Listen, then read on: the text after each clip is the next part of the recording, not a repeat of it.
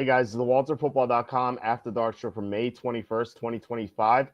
Going to be looking at some NFL power rankings tonight. Just updated them. I posted on the site a few days ago, but I'll get into more detail for every team. And then, who knows what we'll do after that. But before we get into everything, please hit like, subscribe, comment below, share this video, visit the link in the description for the merch store. As always, I'm wearing something for the merch store is a Cole's Choice t-shirt. I've worn that a few times on here. You can get that as well as everything else in the merch store. It is here. It is right here. Actually, I should probably reload this to see if there's a sale. Looks like there's a 10% off sale. So usually we have like 20% off sale, so it's not that bad. So if you're looking to get something right now, I think I don't know when there's gonna be a 20% sale. I have no control over this. So at least you're getting something off, and it's not like you're not too much off in 20%. So getting any of these things would help us out. You can change the colors. We have mugs. We have our famous apron. You can go to Amazon, buy my books. There are 3 of them. The most recent one is Jerks of the College Years, where I made fun of people I saw at Penn State for 6 years. It was a lot of fun to write. I think you guys have a lot of fun reading it. Also, please consider super chats, super stickers. It's the best way to support the show. Last week, John Sanders helped us out a couple times with super chat. Also, Slew, Degeneron, Can't Make an Eagle, Armac, Carmack, the boss, Evan. You guys have been so great. The contributions. Can't say that enough. Looks like we have on the screen here. Actually, if you see in the bottom right, it shows Mike's comment. This is like a new thing on StreamYard apparently. They're going to post comments live. I wasn't sure how that was going to look, but apparently it works. So it says it's in beta. So as you guys know, we are Taylor Carpenter home run. Nice. That was a nice hit. Hopefully SodaStream hits a home run. Tyler Soderstrom hits a home run tonight because that was our makeup for Norby not being in the lineup. So it'd be nice to get that one too. It can't be too greedy, but we had two hits already. It'd be nice to get a third. So congrats on that. As you guys know, when I'm flying solo here tonight, and honestly, I woke up today, I'm like, crap, I forgot to ask people to come on the show, and I was like, I don't want to ask people the day of. It's just like 2 last seconds. So I thought it'd be live today by myself. Kenny's gonna be on tomorrow. I'll try to find someone for Thursday. I'll ask around tomorrow. So when I fly solo, you guys know that I don't care about anything. I'll say anything. I can't get canceled. So, they tried many times, but they haven't canceled me. So I'll talk about anything. Like I always say this, but the big thing I have, when someone's a guest on the show, I don't want to get them in trouble. Kenny is trying to start a university. I don't want him to lose funding. Tom works. Tom has a job. Evan has, real estate stuff going on. So I don't want any of them to get in trouble. So, we temper things on a little bit when we have guests with co-hosts on. But when I'm by myself, I will say anything I feel like. So, all right, going to get into the power rankings now. You guys have comments about anything. It doesn't have to be about football. I'll just talk about anything tonight. We'll get into it. I'll go 32-1. So we start at the very bottom. We have the New Orleans Saints at 32. Derek Carr's out. Not that he was expected to play very much this year, but there was always a hope that he'd come back in the second half of the year, and then the Saints wouldn't be that bad. But instead, it's going to be Tyler Shuck or Spencer, the Silver Snake Rattler. We'll see who wins the starting job. By the way, I am rooting for Shuck because I forgot this when we went over the Week 1 lines. If Shuck starts, it's going to be another instance where you have a Week 1 team playing a new quarterback with a new head coach. And I said this before, but that formula hits or fading it hits 75% of the time. It's such a great strategy in Week 1 because teams with new quarterbacks and new head coaches, they tend to really struggle. Last year it went 3-1. The only team that covered was the Patriots because the Bengals were a no-show in Week 1 because they had the Chiefs coming up. Plus the Bengals always suck in Week 1 anyway. So if Shuck starts here, Kellen Moore's new coach, Shuck's gonna be a new quarterback. If it's Rattler, at least he has some experience. Not that the Saints are going to look that much better against Arizona, but I still would take Arizona -4.5 right now. I'm just hoping for Shuck, but if it is Rattler, it's not that much of an advantage. I actually just did the Cardinals season preview, and I guess probably should wait until we talk about them. But I came away thinking that they're not as bad as I thought. On paper, they've improved their defense. They have a really good offensive line. If Marvin Harrison Jr. can take the next step, they have him and Trey McBride as weapons. James Conner's a good running back. Like they're a team that has good things. I like Jonathan Gannon as a coach. I just don't trust Kyler Murray. So I'm not saying that like they're going to make a deep run in the playoffs, but if they reach the postseason, I wouldn't be too surprised. Let's see. What would happen if Gronk was on the show? That would be funny. I don't know if that's possible, but that would be interesting.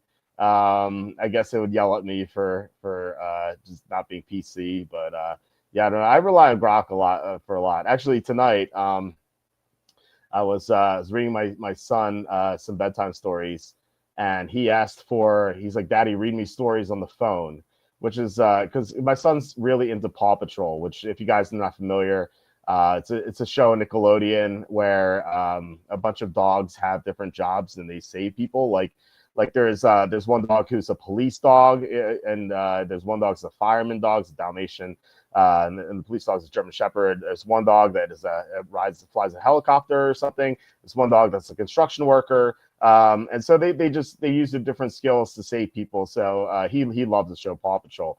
So what I did was on my phone, like one day I was like, you know what? I was like, Conrad, I could make my own TV shows, Paw Patrol. So I asked Grok to make a show like on my own of Paw Patrol, where I put like ghosts and zombies in it, and so like it just made its own story. And so now he sometimes requests that. So he requests Grok to read him a bedtime story in a sense. So that's that is pretty funny. John says I'd rather have Gronk. That'd be a fun show. I mean, talk about people who say whatever they want. Unfortunately, I don't think Fox Sports will let him on the show. We can't even get Jacob, because he's on USA Today. It's a shame. I was actually thinking today, like when like we're about to start the show, I was like, man, it's just so easy last year and the year, and all these years before when Jacob was on the show. Like I wouldn't have to ask anyone to come on the show. Like I knew Jacob would be on Tuesday. I knew Kenny would be on Wednesday. I'd find a guest for Thursday, and then Tom would do Saturday. Like it was just so easy. Now, unfortunately, Jacob can't do it because he works for USA Today. But I mean, look, I mean, I'm happy for him, but it's just a little tougher here. Rattler is from the Copper State. Okay. Yeah, I mean, well, look, I mean that he is the better option, I guess. Like right now, we'll see. Texans top 5, bold take. I don't think I have Texans in the top 5. I don't know what you're referring to there. New quarterback, new head coach, Raiders. I'm all over the Patriots week 1. Yeah, they're the other team. There's one more. Who is it? Maybe we'll get to it. I'm sure we'll look at it. Mike says, yeah, Cardinals -4.5 looks like a good one. Yeah, I think so too. I like at first glance I looked at that and I said the line's too high. Arizona on the road. Arizona's not that good. Arizona's a team that like stomps all over like bad teams. Whereas when they go up against good teams, they get crushed usually. So they tend to take care of business. And I found recently the Cardinals have done better on the road than at home, which is weird because when they had that run with the Super Bowl with Kurt Warner, it was like, 17 years ago, they had such a great home field advantage. But it seems like that is flipped. In fact, like if it's flipped for a lot of teams, like Seattle, which used to like be renowned for their home field advantage, like they're so much better. They're better on the road now than they are at home, which is so weird. I don't know what happened, but yeah, like home field has just diminished so much. I don't think like sportsbooks have really compensated for it. They have a little bit, like they no longer give 3 to home teams, but I don't think they've done that enough. And maybe it's something we can take advantage of in the regular season. All right, so Saints are 32. The 31 is the Browns. They have a good defense. I'll say that. They have a good offensive line. The question is like, what do they have a quarterback? Like Joe Flacco 2 years ago was great for them until he got to the playoffs at least. And now, he's 2 years older, which is, when you get to your late 30s, that means a lot.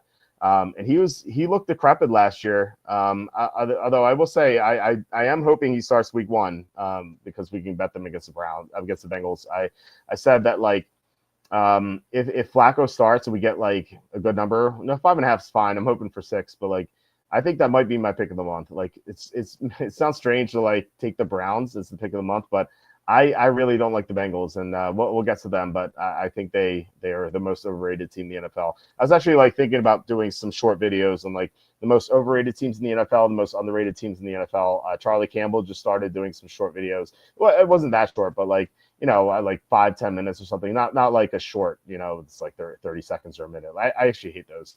But yeah, I thought about doing it, and so if I did an overrated video, the Bengals would definitely be number one. But I mean, Browns, like, who they have a quarterback? They have Flacco, like Kenny Pickett sucks. Dylan Gabriel's not a real NFL player, and then you have Shador Sanders, who fell to the fifth round, and like, it wasn't just because of character. Like I said 2 months before the draft that I had a scout look at my mock draft, and like the only thing he said was get Shador out of the first round. So there were teams that were already down on Shador, and the scout even told me that his team didn't even knock him for any off the field stuff or any personality traits. They just didn't like him as a prospect. So he said he had a day 3 grade on him, but he actually thought he would go day 2 at some point. But yeah, it's I don't know, but I do think that like if I had to like rate the quarterbacks I wanted week 1 against the Bengals, Shador would be number 2 behind Flacco, and then I guess it would be Pickett and then Gabriel. I just don't believe in Gabriel at all. All right, the Titans are number 30. We'll obviously have to see what Cam Ward does. We don't know yet, but there is a potential that Cam Ward he's Impressive more than people think, and he has a really good rookie year. I wouldn't expect like anything like Jane Daniels or anything, but if he's like 70% of that, I think it's like within the realm of possibility. Like, then the Titans will be able to win like 5, 6, 7 games. The problem is like their defense looks so bad. They lost Harold Landry, and they no longer have Mike Vrabel coaching them. They've really downgraded their coaching for some reason. I don't know why they did that. They did sign Dan Moore, Kevin Zeitler, so their offensive line should be better. But receiving core wise is just Calvin Ridley. That's all they have. They obviously have Chiggy Bang Bang at tight end, who's nice, but this team doesn't really have much going for it, and it's not well coached. So I don't really have much hope for the Titans. Ben says Bengals fans look delusional telling Hendrickson to take mid-20s for 3 years and be happy with it when the market rate is 40. Yeah. Have they been saying that? That's crazy. Like, he's worth so much more than that. The Bengals are so cheap. I think you had the story where they're trying to pay Shamar Stewart, their first round pick, less money than most 17th overall picked players have gotten. And so, like, of course the Bengals are doing that. And like, obviously he's going to be on the field at some point, but like, it just shows how cheap that organization is. It's so ridiculous. John says not a good sign if you go in the 5th round and it wasn't a personality thing. Yeah, you know what? I think some teams did dock him for personality, but that team that the team that the scout belongs to, they just didn't like him. Now, granted, they didn't need a quarterback. They have a quarterback. But yeah, I mean, they didn't have him graded highly at all. And they did have other quarterbacks graded higher than him. So it wasn't just because they didn't need a quarterback. So these are the teams in Group F. So as you guys know, I group teams in Group A, B, C, D, and F. F are the worst teams. Then we get to Group D, which is just bad teams. We begin with the Giants at 29. So I don't think they belong in Group F. They have a really good pass rush. They have 3 dynamic edge rushers. Of course, they have Dexter Lawrence in the interior too. So they have some really good things going on defense. They have Malik Neighbors. Tyron Tracy looked impressive last year. The problem is, they have no quarterback right now. Jackson Dart is, he's going to play at some point. I'm not a big believer in him, but, he could end up proving me wrong and a lot of people wrong. So we'll see what happens. But, in the meantime, it's going to be Jameis Winston or Russell Wilson. I assume Russell Wilson. And I'm just not very optimistic about that. Like, at least Winston would have been fun. Russell Wilson just sucks. But he had like a few good games last year, but that quickly turned as the season went on. And now he's a year older. The guys in their late 30s, a quarterback, just going to fall off. So Giants are not terrible, but they are bad. 28, you have the Patriots, and I'm thinking. I think once I do my season preview of the Patriots, I may have them higher than this, just because we were talking. Tom said on Saturday, he said he loved the Patriots. Could be his Y2K pick of the year, even though he didn't really give us any logical reason for it. But he did like the Patriots over 8.5, which is kind of an alarming number. Like I thought the number would be 6.5, and it's 8.5. That's so high. But they are coached very well with Mike Vrabel. They did make some defensive improvements. At least we think, like signing Milton Williams and Harold Landry. The offensive line should be better. I'm still not sold on it though. Will Campbell is probably going to be great for them, but the rest of the line is very shaky. They don't really have a receiver. Stephon Diggs is there, but he's coming off the torn ACL. I don't like Stevenson very much, so maybe Travian Henderson will be better. It'll be better than Stevenson. And then you have Drake May, who did well in garbage time last year, but like when the game meant something, he just didn't really produce. So there's a lot wrong with this team, but they could be better than I have them here. I'll have to think about it. And like once I do my season preview, I'm going to redo these power rankings, and they could be high. I could see them being higher, but I don't know. Who knows? Maybe I'll do my preview and be like, man, this team stinks. So, and then we'll bet the under 8.5 if that's the case. 27, we have the Jets. I think you can order the bottom three of the AFC East in any order. I think they're all like, you're going to see the Dolphins are pretty close to them too. Jets were 5-12 last year. Aaron Rodgers is gone. There's Justin Fields. Like maybe he finally lives up to his first round potential, but I really don't see it. They have a new head coach, and this is, by the way, the other team. I don't know if someone said in the chat. Maybe I should check. So I have to switch screens. Patriots are favored in 11 games. Really? That's crazy. I like, what is happening here? Man, that's so strange. Far different from last year when we bet under 4.5 wins and we won.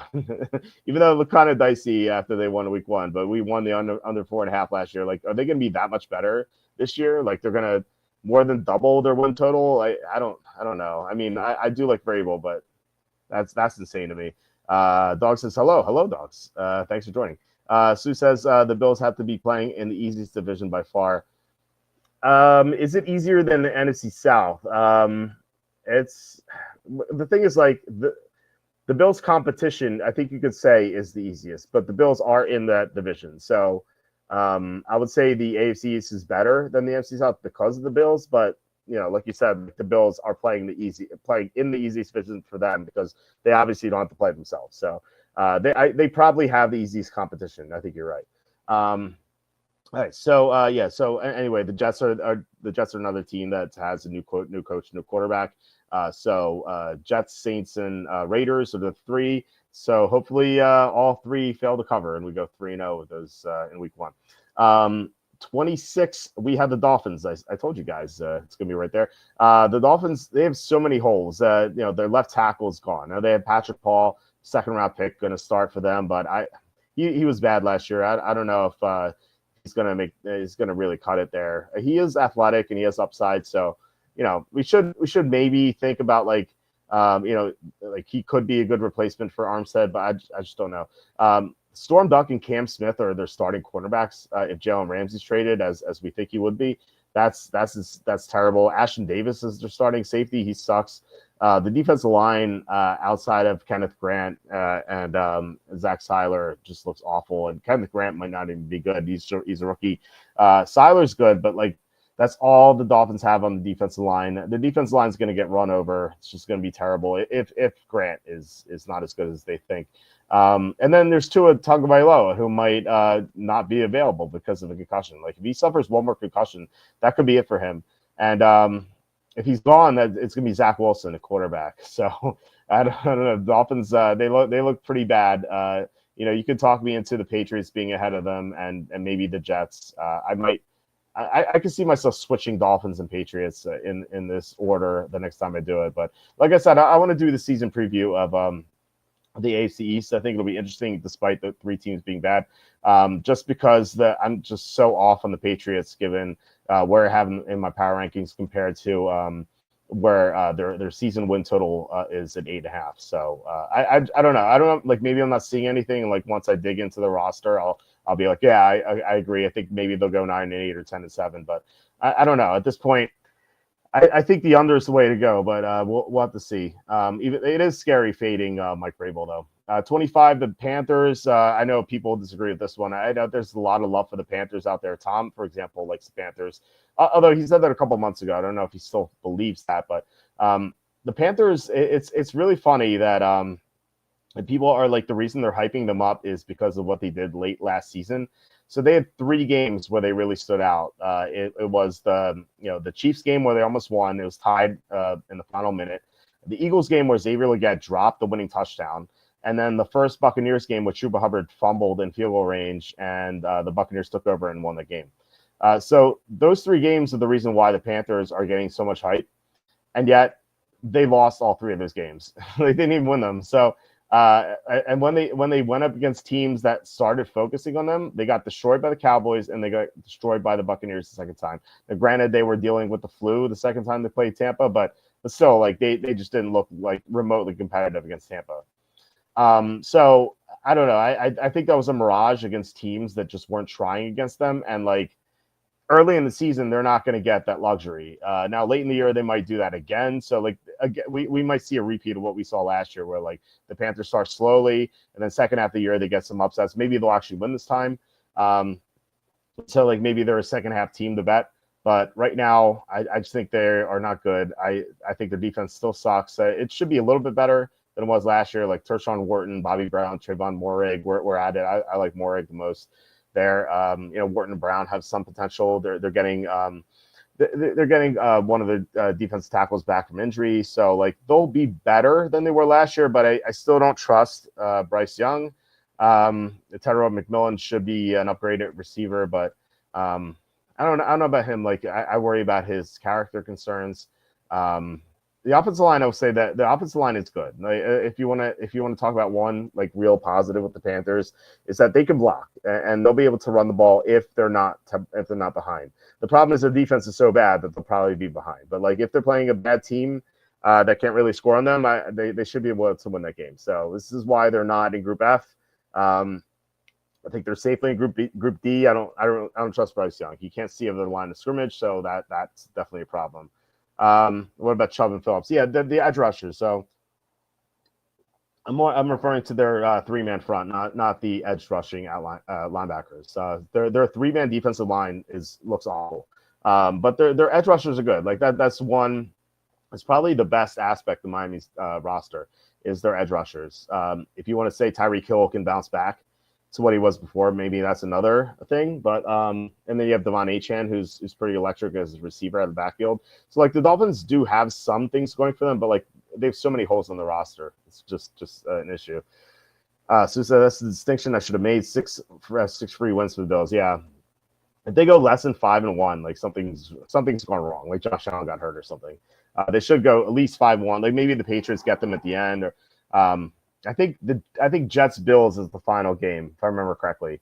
And like the Bills may not need that game. So like just take that one out. So they could be 5-0. But if the Patriots get them one time, I maybe could see that, but I don't really think that'll happen. So they'll go 5-0. And if they need the 6th game, they'll win that game. If not, we'll see some backups again, like we saw last year, and the Patriots won in Week 18 against and the Patriots beat the Bills in Week 18. So, okay, team number 24, we have the Seattle Seahawks. So I just did their season preview. I like their defense a lot. They've added some things to their defense, which should make it better. For example, they signed. They drafted Nick Emmanwori to really help their safety situation. They traded for Ernest Jones last season to really help their linebacking core. They were really bad against the run to start the year, but they got better in that regard. And then last year was like really the first whole year they had Leonard Williams for a full season. So. Like they have a lot going for them defensively. The problem is their offense. They have Sam Darnold, a quarterback, who's not going to have Justin Jefferson playing with him or Kevin O'Connell coaching him. There's only one viable receiver in Jackson Smith and Jigba because like Cooper Kupp is old and decrepit, and you have I guess you have Marcus Valdes-Scantling, who can maybe have a couple of good games, but overall I don't trust anyone in the receiving core outside of Jackson Smith and Jigba. And the offensive line is an issue. They have Charles Cross and Gray Zabel. Now, like we haven't seen Gray Zabel play. If Gray Zabel is good, like they still have 3 holes in their offensive line: center, right guard, right tackle. Like it's probably one of the worst right sides of the offensive line in the NFL. Now, like maybe they can skate by with like Charles Cross and Zabel, but still, it's not a great situation here for Seattle. Now they always seem to like win more games than people expect. Like people always think they're going to go like 6-10 or 7-9. They always end up like 10-6 or something, which is what they were last year, or 10-7. But like I don't know. I think they take a step back this year. Geno Smith being gone, like not that Geno Smith's great, but he's definitely better than Darnold at the moment, like right now. He's Darnold's much younger, but short term, I'd rather have Geno. Colts are 23. I just wrote their season preview today. Now, none of these have been posted yet because I don't like posting them until I'm done all of them, because like what happens is I simulate all the games, and so if I do the AFC West first, for example, if I do an AFC West team and like I simulate their games, I come up with the record, say like Chiefs 12-5 or 13-4, for example. Like let's just go 12-5. And like I do a season preview of like a team they play during the season, and I do that much later. And like say I give them a loss there, and like I do the preview. I'm like, man, this team is not nearly as good. And so I would like resimulate like that game, because I simulate the schedule for that team, and I'm like, oh, this shouldn't be a loss. It should be a win. And so like I'll move the Chiefs to 13-4. And so like people who read my season preview thinking I had the Chiefs at 12-5, they're like, wait a second, he had them at 12-5. Now he's in 13-4, and they'll be confused. So that's why I don't like to post stuff ahead of time. I just wait till everyth's done. But I'm in the AFC South right now. Like I was writing up the Jaguars during that horrible Minnesota OKC game. And I did the Colts a few hours before, and like their defense is really bad. Like they have two great defensive tackles in Grover Stewart and DeForest Buckner, and they have a promising edge rush, so they're really strong there. The problem is like their linebackers are awful. Outside of Kenny Moore, there's cornerbacks are really bad too. Although like they did sign Charvarius Ward, but he really struggled last year. And then on offense, you have the shaky situation of quarterback. Richardson really regressed last year. Their offensive line lost a couple blockers. They have some young guys to replace them potentially, but we don't know how they're going to play yet. And yeah, I mean, like I'm not a big fan of the coach Shane Steichen. I don't know, like he's not bad, but I don't know if he's cut out to be a head coach. We'll see. I could be wrong, but Richardson did really regress under him, so we'll see. They're just not a good team. They're not a terrible team, but they're not good at all. Okay, so 22. This is the best team in Group D. It's the Cowboys. I've seen a lot of hype for the Cowboys. Our friend Clarence, what's that? Clarence Smith. I forget his last name. Clarence something on Twitter. He's a really good friend there. He looked at the schedule. He's like seems like an easy 10 wins. I'm like what drugs have you been smoking to think that like the Cowboys are gonna have an easy 10 wins? I don't think like 10 wins is out of the question, but like easy 10 wins, like come on. This team has a lot of issues. Their offensive line seems to be in shambles. I know they drafted Tyler Booker at 12, but I'm not a big fan of Booker. Like his athleticism is so poor. He's his agility scores just like were horrible, and like agility is like a really good indicator of how good an offensive lineman is going to be. And like his scores are like in the gutter. It's not like he was just like average or below average. Like he was like one of the worst testers in agility among offensive linemen, all of offensive linemen in the combine. So I don't know if he's going to work out. Don't really trust Dak Prescott. He needs everything to be perfect around him to succeed, and they're not perfect right now. They trade for George Pickens, but like you don't know how he's gonna like handle this new situation. The expectations. Like I don't know. He's got some like character flaws. I did like the trade just because the upside, but like there's a decent chance that it fails. They can't stop the run either, so when they go against Saquon Barkley, they're just gonna get trampled. Starting week 1. So this team, while they have some good stuff going for them, I think they're mostly bad. If you want to argue they belong to Group C, I could definitely listen to it, but I put them in Group D. Okay, so now we go to Group C. We get to the Raiders, who I think like probably epitomize mediocrity. Now the problem for them is, I expect them to be like Seattle with Geno. Now that Geno Smith's there, Pete Carroll's there.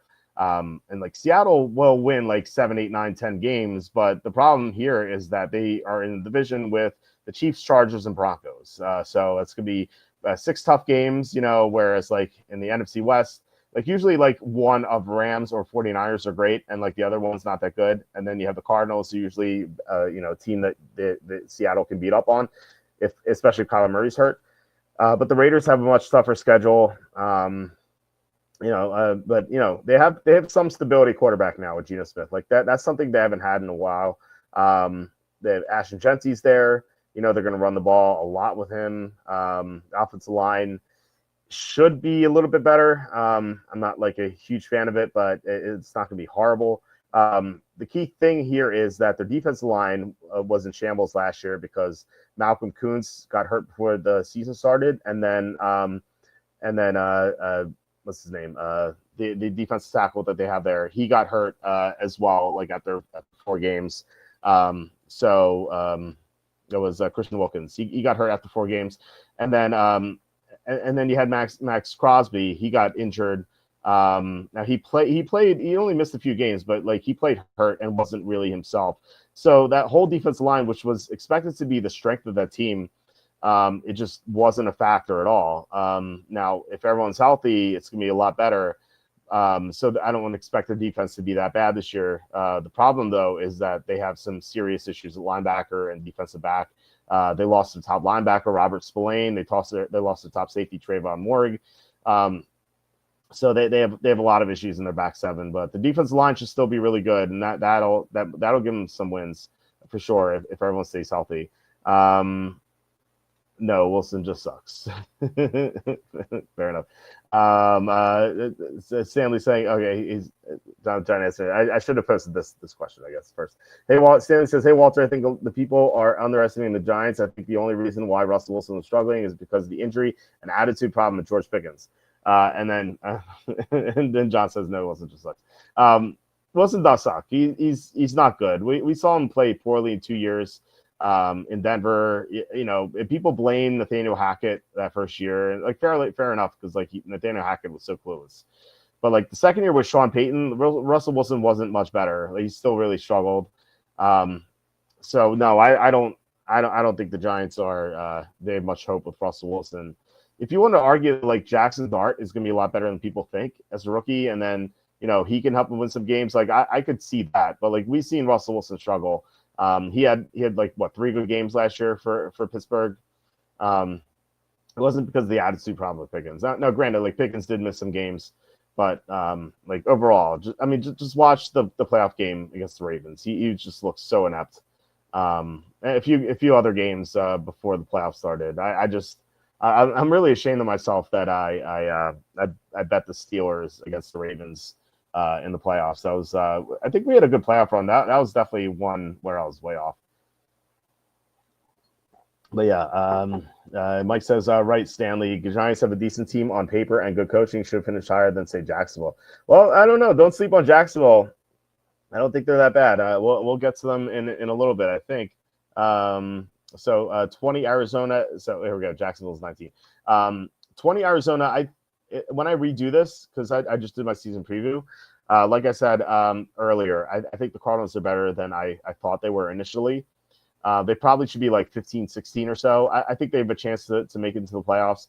I would not expect them to make a run to the Super Bowl, though, because I just don't trust Kyler Murray. Plus, like, Murray could get hurt during the year. I mean, last year was the first time he played all 17 or 16 games. He just never done that before. And, like, given how small he is, I think it's like very, very dubious for him to do that again, at least in the near future.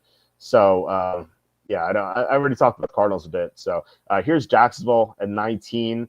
So they have some good stuff going on for them. They have Trevor Lawrence is coming off a down year, actually 2 down years, because it was a year and a half, I should say. Because 2022 he looked like really promising. He had a great finish to the season. Then he led that comeback from down 27-0 to the Chargers, and then he kept pace with the Chiefs in the playoffs. They obviously lost, but like it was a close game. They covered the spread. And then to start the next year, they were 8-3, and they looked like a team that was maybe make a run into the playoffs again. So unfortunately, Lawrence got hurt after they started 8-3. They had that game. He got hurt during the game against the Bengals on Monday Night Football when Jake Browning came in and beat them. But he just suffered injury after injury every single week. I joke that he was like the Black Knight from the Monty Python movies, like just like a new injury every time. And then like I think he just suffered so many injuries in 2023 that he just wasn't healthy last year. Like he just did not look like himself. So he should be healthy now. He's got a new head coach. I always hated Doug Peterson. Never liked the hire. Like even when they brought him in, like I said that like he's going to be a lot better than Urban Meyer, but I just didn't like the hire at all. But now he has Liam Cohen and he has Travis Hunter to throw. So he has Brian Thomas and Travis Hunter. Like that could end up being the best duo of receivers in a couple of years. Obviously they have Chase and Higgins. That's the best duo right now. But like if Travis Hunter is as good as people think he can be, and you have Brian Thomas who just has like all pro talent, like they could emerge as the best duo. At least then they'll be in the top three. So Lawrence has these weapons. The offensive line is not bad. I did like chide them a little bit for not addressing in the draft, but like it's really not that bad. Like I would say like if you were to rank the offensive linemen, which again I wish we had Jacob on to rank the linemen. I would say like they're probably in the middle of the pack. So they're not. It's not a liability. The defense though, that is like the big question here, and that's why they're Group C. They had the third worst pressure rate in the NFL last year. They had only 2 guys who had more than 3 sacks last year. The defensive tackles are awful. They signed Eric Armstead last offseason, but he just didn't live up to expectations. He wasn't like awful, but he was just mediocre. And so that was a big overpay. The Jaguars have issues in the secondary. So they're going to give up a lot of points, but I think their offense is going to be really good. So I think that like they should be like a 500 team or like maybe 9-8, maybe 10-7. And that could be good enough to win the AFC South because the Texans are just not that good. They have their issues as well. And we'll talk about them in a second. So let's see. Number 18, we have the Bengals. So I thought I said that we'd get to them. I think if like I've seen so many accounts on Twitter or X, whatever, like post these predictions for the season, and like almost every one of them has like Bengals 12-5, around 12-5, 11-6, 13-4, like mostly 12-5. And I'm like, that's insane to have the team with the worst defense in the NFL, to have a team with a bad coach, and to have a team with a bad offensive line go 12-5. Like I know they have Joe Burrow and Jamar Chase and T. Higgins and Trey Hendrickson, Chase Brown, but like that's it. That's all they have. And like Trey Hendrickson's not even like a lock to play this year. Like he said that like he could retire. I don't know if I believe that. Maybe it's just like it's a ploy to get more money. But the Bengals owner is so cheap that I just don't know if Henderson is going to get what he wants. And so either he caves and takes less money or he just walks away. But yeah, I mean, either way, like if Henderson doesn't play, like he and Sam Hubbard last year was just like the only thing holding the Bengals together, and Hubbard's gone. So it's just Hendrickson, unless like Shamar Stewart's great right away, which I really don't see happening. I think he's going to be bust. Like the Bengals are going to have nothing on defense, like at all. Like the defense is going to be easily the worst in the NFL. And like I said, they can't block. So like the offense like can't even save the defense because when they go against like great pass rushes, especially in the interior because the guards suck, Bengals aren't really going to like produce that much offensively because they're going to have issues blocking. So this team is I feel like the epitome of mediocrity. I think they'll go around 9-8 once again, or 8-9, 9-8, maybe 10-7. Maybe they sneak into the playoffs, but like they're 12-5 is insane to consider that. I'm gonna love fading them to start the year, and I don't know who they play in week 2, but like week 1, maybe we can look that up right now. Let's look at their schedule right now.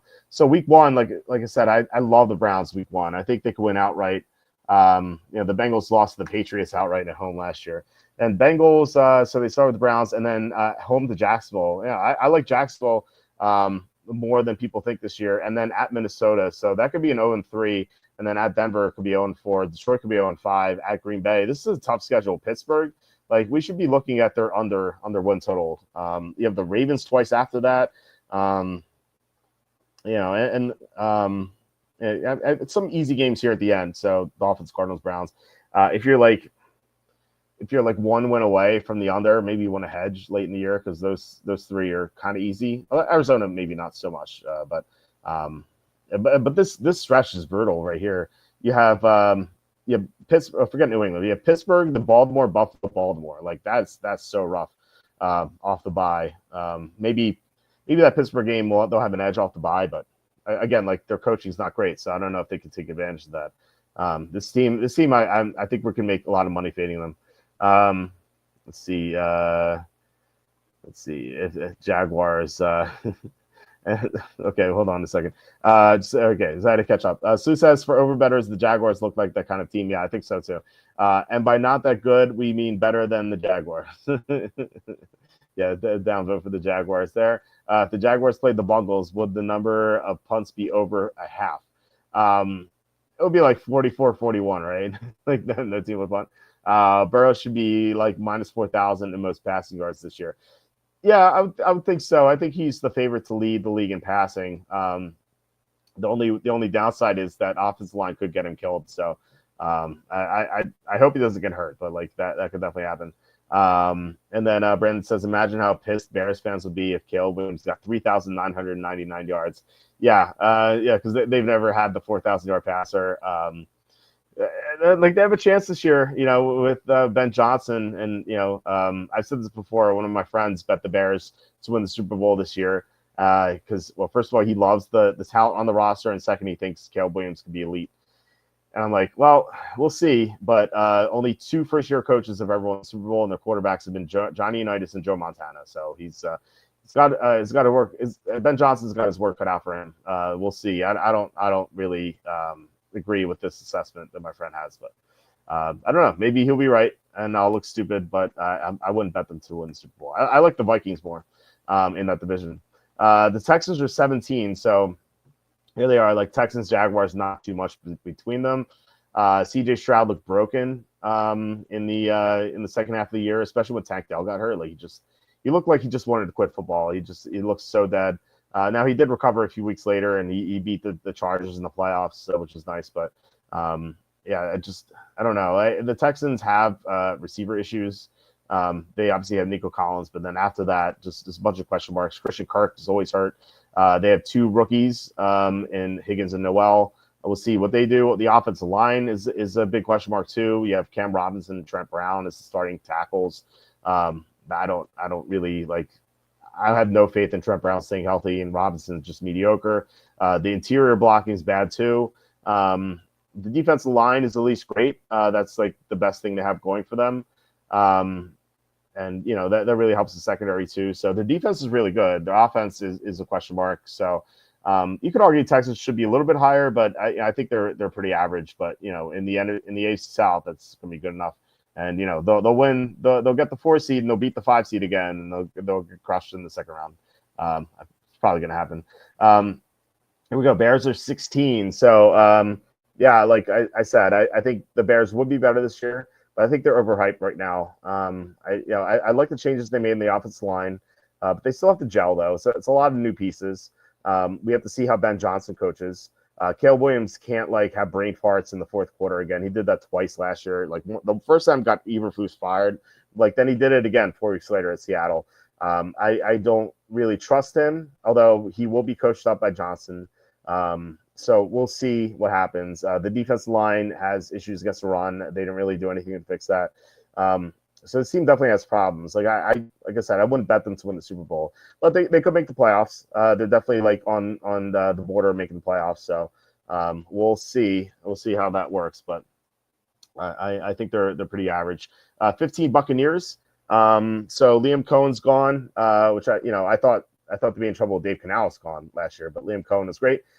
Could lightning strike twice and they just land this great offense coordinator again? Yeah, maybe, but I have some hesitation there. Although they did sign Hassan Reddick, they retained Chris Godwin, they drafted Mecca Ibuka. They have some good things going for them. I just really worry about the defense. If Reddick can't rebound from last year, then they're still going to have a lot of issues on defense, stopping the pass, especially they haven't stopped the pass well in years. So Reddick should help, but then again, like based on how he played last year, he won't help. So we'll see. But Tampa has some potential. I wouldn't expect them to make a run at the Super Bowl. In fact, like we haven't spoken about one team yet that I think can make a run at the Super Bowl. Like all these teams are mediocre or bad or horrible that we talked about, but we're getting close. Atlanta, I would not expect either, but like they're the top team in Group C. So any team in Group A or Group B, I think can win the Super Bowl. And we have Atlanta here at 14, which could make the jump into Group B at some point. I love all the attention they've added to the defensive line. Leonard Floyd, Morgan Fox, and then they drafted. Jalen Walker and James Pierce, like a lot of attention to the edge rush, which was good in the second half of the year after the bye, but for the most part was pretty bad. The biggest problem last year was Kirk Cousins, and Cousins was awful. He had a decent start, not week one, but like he had a decent start otherwise. But then he just got worse and worse, and I think the Achilles, like something in his leg, just really hindered him. And he just like was throwing interception after interception. Like the Denver game they had, he was just some of the worst quarterback that we saw last year. And Michael Penix is just a lot better. And like I could see, some people are doubting a Penix, and I could see their argument, but like I don't think there's any question that Penix is going to play better than Kirk Cousins did last year. Like Kirk Cousins was just awful. So like it's an automatic upgrade for the Falcons. Okay, so Brandon says, imagine, yeah, okay, we saw. Now, Case Keenum gets to learn from Ben Johnson this year. Guy could probably step into an OC assistant job. Yeah, I can see that. I mean, he's a smart guy, for sure. I think he could be a coach someday, head coach yesterday. All right, so teams that can win the Super Bowl. We get to the Steelers first. So I think people will be surprised to see the Steelers in Group B. They don't have a quarterback. That's all I hear. It's like, who's the quarterback? Well, it's Aaron Rodgers. I mean, we know he's going to sign. There's a report saying that Aaron Rodgers is going to sign like within the week. I don't know if that's true, but like, I think he was waiting until after the draft is over. So like the Steelers didn't screw him like the Falcons did last year. Like Falcons signed Kirk Cousins, and then they just draft Michael Penix out of the blue at number 8. Or this is longer ago, but Seahawks signed Matt Flynn to a big contract. And then they draft Russell Wilson, not in the first round, but they draft Russell Wilson. Russell Wilson takes over. Like I think Rodgers was waiting to see what they did in the draft, because people were convinced that they take Shedeur Sanders for some reason. And then if they did that, I think Rodgers would be like, no, I'm not signing with you guys. So they're going to have Rodgers, or at the very least, maybe Cousins, a healthier Cousins in a trade. Either way, they're going to have better quarterbacking than they did last year because Russell Wilson just sucks. They have a better receiver in DK Metcalf over George Pickens. They drafted Caleb Johnson. I like him, the third round pick from Iowa, to be running back. Of course, they still have Jalen Warren. I like their offensive line. They block well, and of course, the defense is really good. Like this is a good team. They're not a great team, which is why they're not Group A, but they're a solid team. They can make a run in the playoffs. And I said this before, but like my father-in-law. He makes one bet every single year, and Steelers over wins, and he wins every single time. And he tells me like before I go to Vegas, like just bet this for me. I already did it for him, so because like if they signed Aaron Rodgers, that number might go up. So I already bet that for him. All right, so we get to Green Bay, number 12. They could be higher, They have the potential of Matthew Golden. They draft him in the first round, first time in like 50 years they draft a receiver. So that'll give them some upside for downfield production, which like when they didn't have Christian Watson in the past, they just couldn't get the ball downfield, and their offense looked so stagnant. Now they're going to have Golden there, but Golden didn't have the best production in Texas outside of like a 3 or 4 game run last year. So it remains to be seen if like he can be good in the NFL, but I did like the value for where they took him. And we know Watson's not going to be available for most of the year. So the pick really did make sense. I think like the defense is pretty mediocre. It's not terrible, but like it's just about average. So I don't think the team belongs to Group A either. But they're a team that can make a run in the playoffs. It's definitely possible. And I like Matt LaFleur as their coach. Okay, so 11, the Niners. So they lost a lot of personnel this offseason, but they still have some top-down talent. Like they still have, we'll see if Christian McCaffrey's healthy, but they still have McCaffrey. They still have Trent Williams. They still have a couple other good offensive linemen. Brock Purdy gets a lot of crap, especially with that contract he signed, but he's still a decent quarterback. They have Nick Bosa, they have Fred Warner. They have like some great players on the team. But their depth has been depleted because they re-signed Warner. They did that today. They re-signed Purdy and they re-signed George Kittle. George Kittle, I forgot to mention him. So like their depth is shot. So like if they suffer injuries this year, they're going to be in a lot of trouble. So we'll see. Like this 11 could really plummet during the regular season if they suffer injuries. But I still think they're a good team, and they have the easiest schedule I've ever seen. Their schedule is ridiculous. Like I actually want to bring this up because it is a joke how easy the schedule is.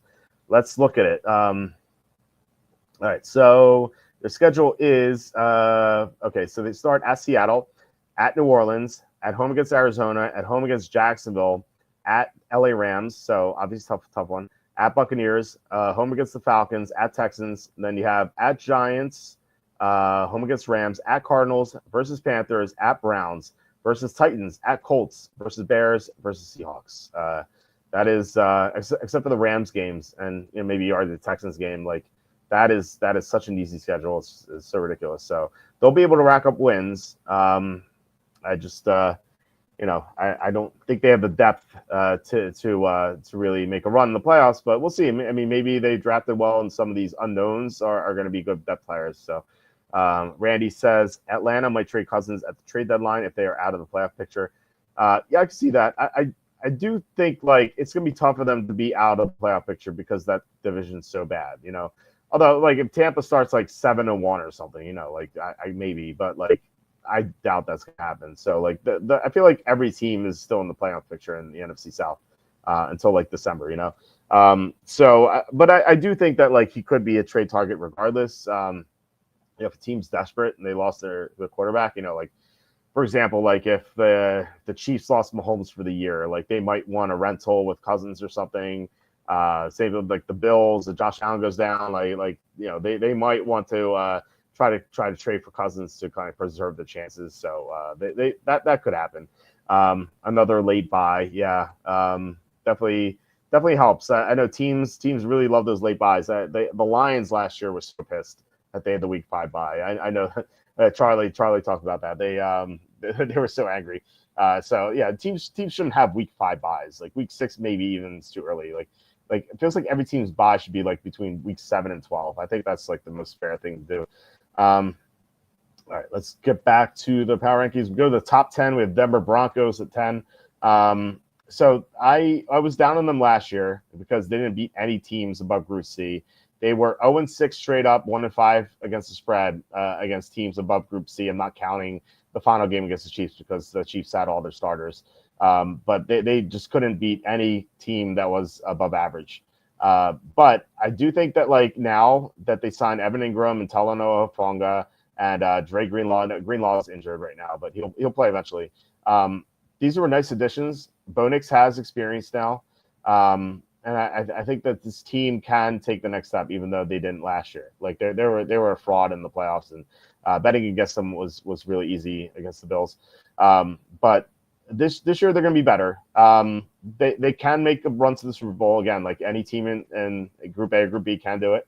I don't think they're definitely one of the favorites, but the defense is really good. They have great edge rush. Secondary looks outstanding. As long as Jahdae Barron plays well, because they're going to have Surtain and Jahdae Barron. So they're 2 starting cornerbacks. Like, and plus Riley Moss too in the secondary. Like it's 3 good corners. They have a lot going for them. They do have some flaws, like running game's a question mark. We'll see what RJ Harvey does. They have no receiver too, unless you want to count our favorite guy, Marvin Mims. They do have good coaching with Sean Payton. So yeah, this is a good team. It's a good team this year, whereas like I was really down on them last year. Number 9, we had the Chargers. They're so I did this before I did their preview. And their defense sucks. Like it's really bad. Their edge rush is really good. Outside of that, and Derwin James, like they really had nothing. Like linebacker plays pretty pedestrian. Denzel Perriman's good against the run, but coverage the linebackers suck. Their defensive line, not their edge rush, but the defensive line is just going to get run over this season. The cornerbacks are really bad. So I think this team should be lower than the Broncos. In fact, if I had to redo this, where would I put the try? I think I put them at 13. I still think they're Group B. Like, they're so well coached, and they have Justin Herbert. They have some young receivers. We'll see what they do, but the Lad McConkey is great. The running game should be really good with Omari Hampton. Najee Harris gets a lot of crap for being a first-round bust, but he's still rushed for 1,000 yards every year, and he's never missed a game. So he's going to be at least serviceable for them. Mekhi Becton signing was awesome. Now their interior blocking, their offensive line is top-notch. It's just their defense is horrible. They're like a fancier version of the Bengals because they're actually coached well, and they have a good offensive line. So I think that they still belong to Group B. I just think that Denver is better than them. We get to number 8, the Detroit Lions. The 15-2 team down to number 8. I just think that losing both coordinators, I think, is such a huge deal. Ben Johnson was so instrumental for their offensive success. We'll see what they do with Johnny Morton there. I don't know. I feel like losing Ben Johnson is just something you can't take lightly. And then they also lost Aaron Glenn on defense. He really got the most out of some defensive players there. He revived Carlton Davis' career. I don't know. The Eagles, after they lost both coordinators in 2023, they really struggled. I know they started 10-1, but that was such a shaky 10-1. They almost lost to Sam Howell twice. Sam Howell took them to overtime. That's how bad the Eagles were probably the worst 10-1 team we've ever seen. Their downfall was so predictable. And then once they suffered a couple injuries, they had no chance. When AJ Brown went down, they were done. So I think the same thing could befall the Lions this year. Just very, very concerned that they lost all their coaching. Let's mock draft. Do you mean best ball draft or regular fantasy draft? Please let me know. Because we're not ready for regular draft yet. Because I like to have someone on for that. Plus we do that every August. I will do a best ball draft if you guys want. But I was gonna say that till tomorrow because Kenny's gonna be on tomorrow. So John said, weren't the Chargers number 1 last year in points allowed? Were they? Let's see. I don't know because I was looking over the defense. I just was not impressed at all. So let me see here. I don't know what to. Let's see. Chargers. Where were they? So this is when you need a co-host on here because I'll look this up. Talk for a few minutes. But so Chargers last year were number 1 in points allowed, but they were 11th in yards allowed, which I think is a bigger factor. Remember though, the Chargers had such an easy schedule last year. They had they had a 4th place schedule because they were 5-12 the year before. So they beat up on so many easy teams. Their wins last year. And I kind of tracked this, as we were betting them. They played so many easy opponents So the Raiders to start the year because they always play the Raiders twice. Then they played the Panthers, and then a couple of tough games. Then they had Denver before Denver got going. Then they played Arizona. Then they played the Saints. Then they played the Browns. Then they played the Titans. Then they played the Bengals, who aren't that good. Then they played the Falcons with Kirk. Yeah, Kirk Cousins played that game. Yeah. A couple weeks later, they had the Buccaneers, who they lost to. They lost 40-17 for that game, by the way. Then they Denver again, and then they had the Patriots, and then they had the Raiders, and then they got shellacked by the Texans in the playoffs. They had so many easy opponents last year that it was just kind of it's kind of a given that they would look better than what they really are. So I think some of those numbers we saw are pretty misleading. I just don't see how they stop the run this year. Their defensive line plus linebackers are pretty shaky. Paraman's even getting older. He's 32 now.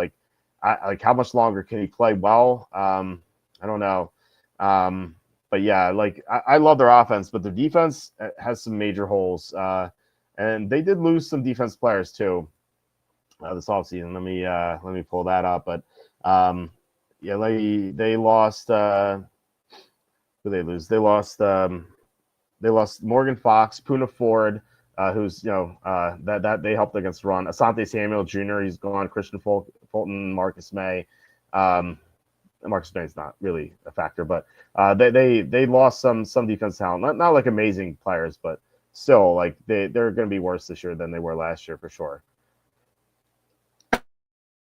Where would we do the best ball draft on DraftKings? It's like 20. It depends what tournament you do. They have ones for like $20, ones for like $9. So they won for $3, I think. But yeah. But I've been doing like 1 or 2 best ball drafts a night because I think that's the best. John Sanders, 411 tough line. So thanks so much, John. Really appreciate it. See, if I had a co-host, I would have seen that earlier because I was looking stuff up. John, I really appreciate it. Thank you so much. It is tough to fly solo because you have to talk like for like an hour. You can see I have like a little bit of cough. Like I'm not sick, but my kids they did have the sniffles recently, so it could be it or maybe it's allergies. But I don't know. Let's see. I think I could count 11 Walter football tabs on the computer. Yeah, that's probably correct. I mean, well, look, Slew, this is only one window. Remember, I have 3 Chrome windows. I have 1 Opera window, and I have 2 Firefox windows as well. So, like, you don't see those. This is not even my main Chrome window. I believe this is 44 tabs or 42 tabs, something like that. My main Chrome window is like 84 tabs. And then my other Chrome window is 40 something tabs. And then I don't know how many tabs the other Firefox window. Well, one Firefox window is not that bad. It's there are 12 tabs on it, but like the other Firefox windows, I have to scroll to get to the other side. So I think they're like 40 or 50 tabs here. And then Opera is 40, 50 or so. So yeah, I have when I built this computer, I made sure it had like the most RAM possible. I went on Lenovo.com. Actually, I think that's whatever site Lenovo is, and then I customized like best option, like no matter what, because I know that I have I deal with a lot of stuff here with all these tabs. It was it would have cost a lot of money, but it was 50% off Cyber Monday sale, so. I got a good deal on it. This is like 4 years ago, and my computer still has held up pretty well. Like I've had no issues with it. So yeah, I mean, yeah, I got it during I think it got during COVID. It was like I think it was at the end of 2021, I think. But yeah, it was it's held up. I mean, it's almost 4 years now. So battery life on death row. Yeah, well, yeah. If I unplug my computer, it does drain very quickly. What I have to do is like if I know I'm going to be using the battery, I just restart it, and then I don't really load all the windows. So I have it like pretty like it lasts a long time. Like if I don't like load everything. So if I'm plugged in, it doesn't matter. Although the computer is hot though. I'll say that. Let's see here. They were Herbert only threw 3 interceptions all season. Yeah, that again, that's like easy schedule. That definitely played a factor. But Chargers couldn't get touchdowns, and Bosa went to Buffalo. Bosa wasn't that good last year. He only had like 6 sacks or 6.5 sacks. Like he just was a shell of himself. Now he could rebound, but like he just wasn't that effective. So like Bosa leaving actually like doesn't bother me. Like they're my downward projection of them, it has like nothing to do with Bosa, but like more of like just the rest of the defense just sucking, because like they still have Khalil Mack and their other edge rusher is his name is very difficult to pronounce, but I'll try it. Tuapoloto. Tuli Tuapoloto. He did really well last year. He could be a more of a just full-time player. So like their edge rush actually like is still good. But like I said, they're not gonna be able to stop the run, and that's my biggest problem with them. Chargers defense, I mean, we'll not guess that. I wouldn't have guessed that either. But like again, they had such an easy schedule. Let's see. Sad that Dobbins got released after the season he had. Edwards still there. No, Edwards is not there. Both Baltimore guys are gone. It's Najee Harrison or Marion Hampton. So I'm kind of surprised no one signed J.K. Dobbins. Like he did really well last year, and I know he has a long injury history, but like he's like, why not sign him? Like why? I just don't get it. Gus Edwards couldn't run, and Quentin Johnson couldn't catch. Yeah, yeah, that was definitely a problem. So their offense should be better this year. Provided like some of their young guys do well. They did sign Mike Williams too. Like he was awful last year, but he's coming off the torn ACL. Like he's going to be better this year. And he has a good history with Herbert. So I've been speaking of best ball. I've been drafting Mike Williams in like the 20th round if I get Justin Herbert. Just some correlation there. Maybe we'll do a best ball draft because we're almost on this. 7 Vikings. I've said so many times I love the Vikings this year. Their roster. If you take a quarterback, you can make the argument the roster is top 3 in the NFL.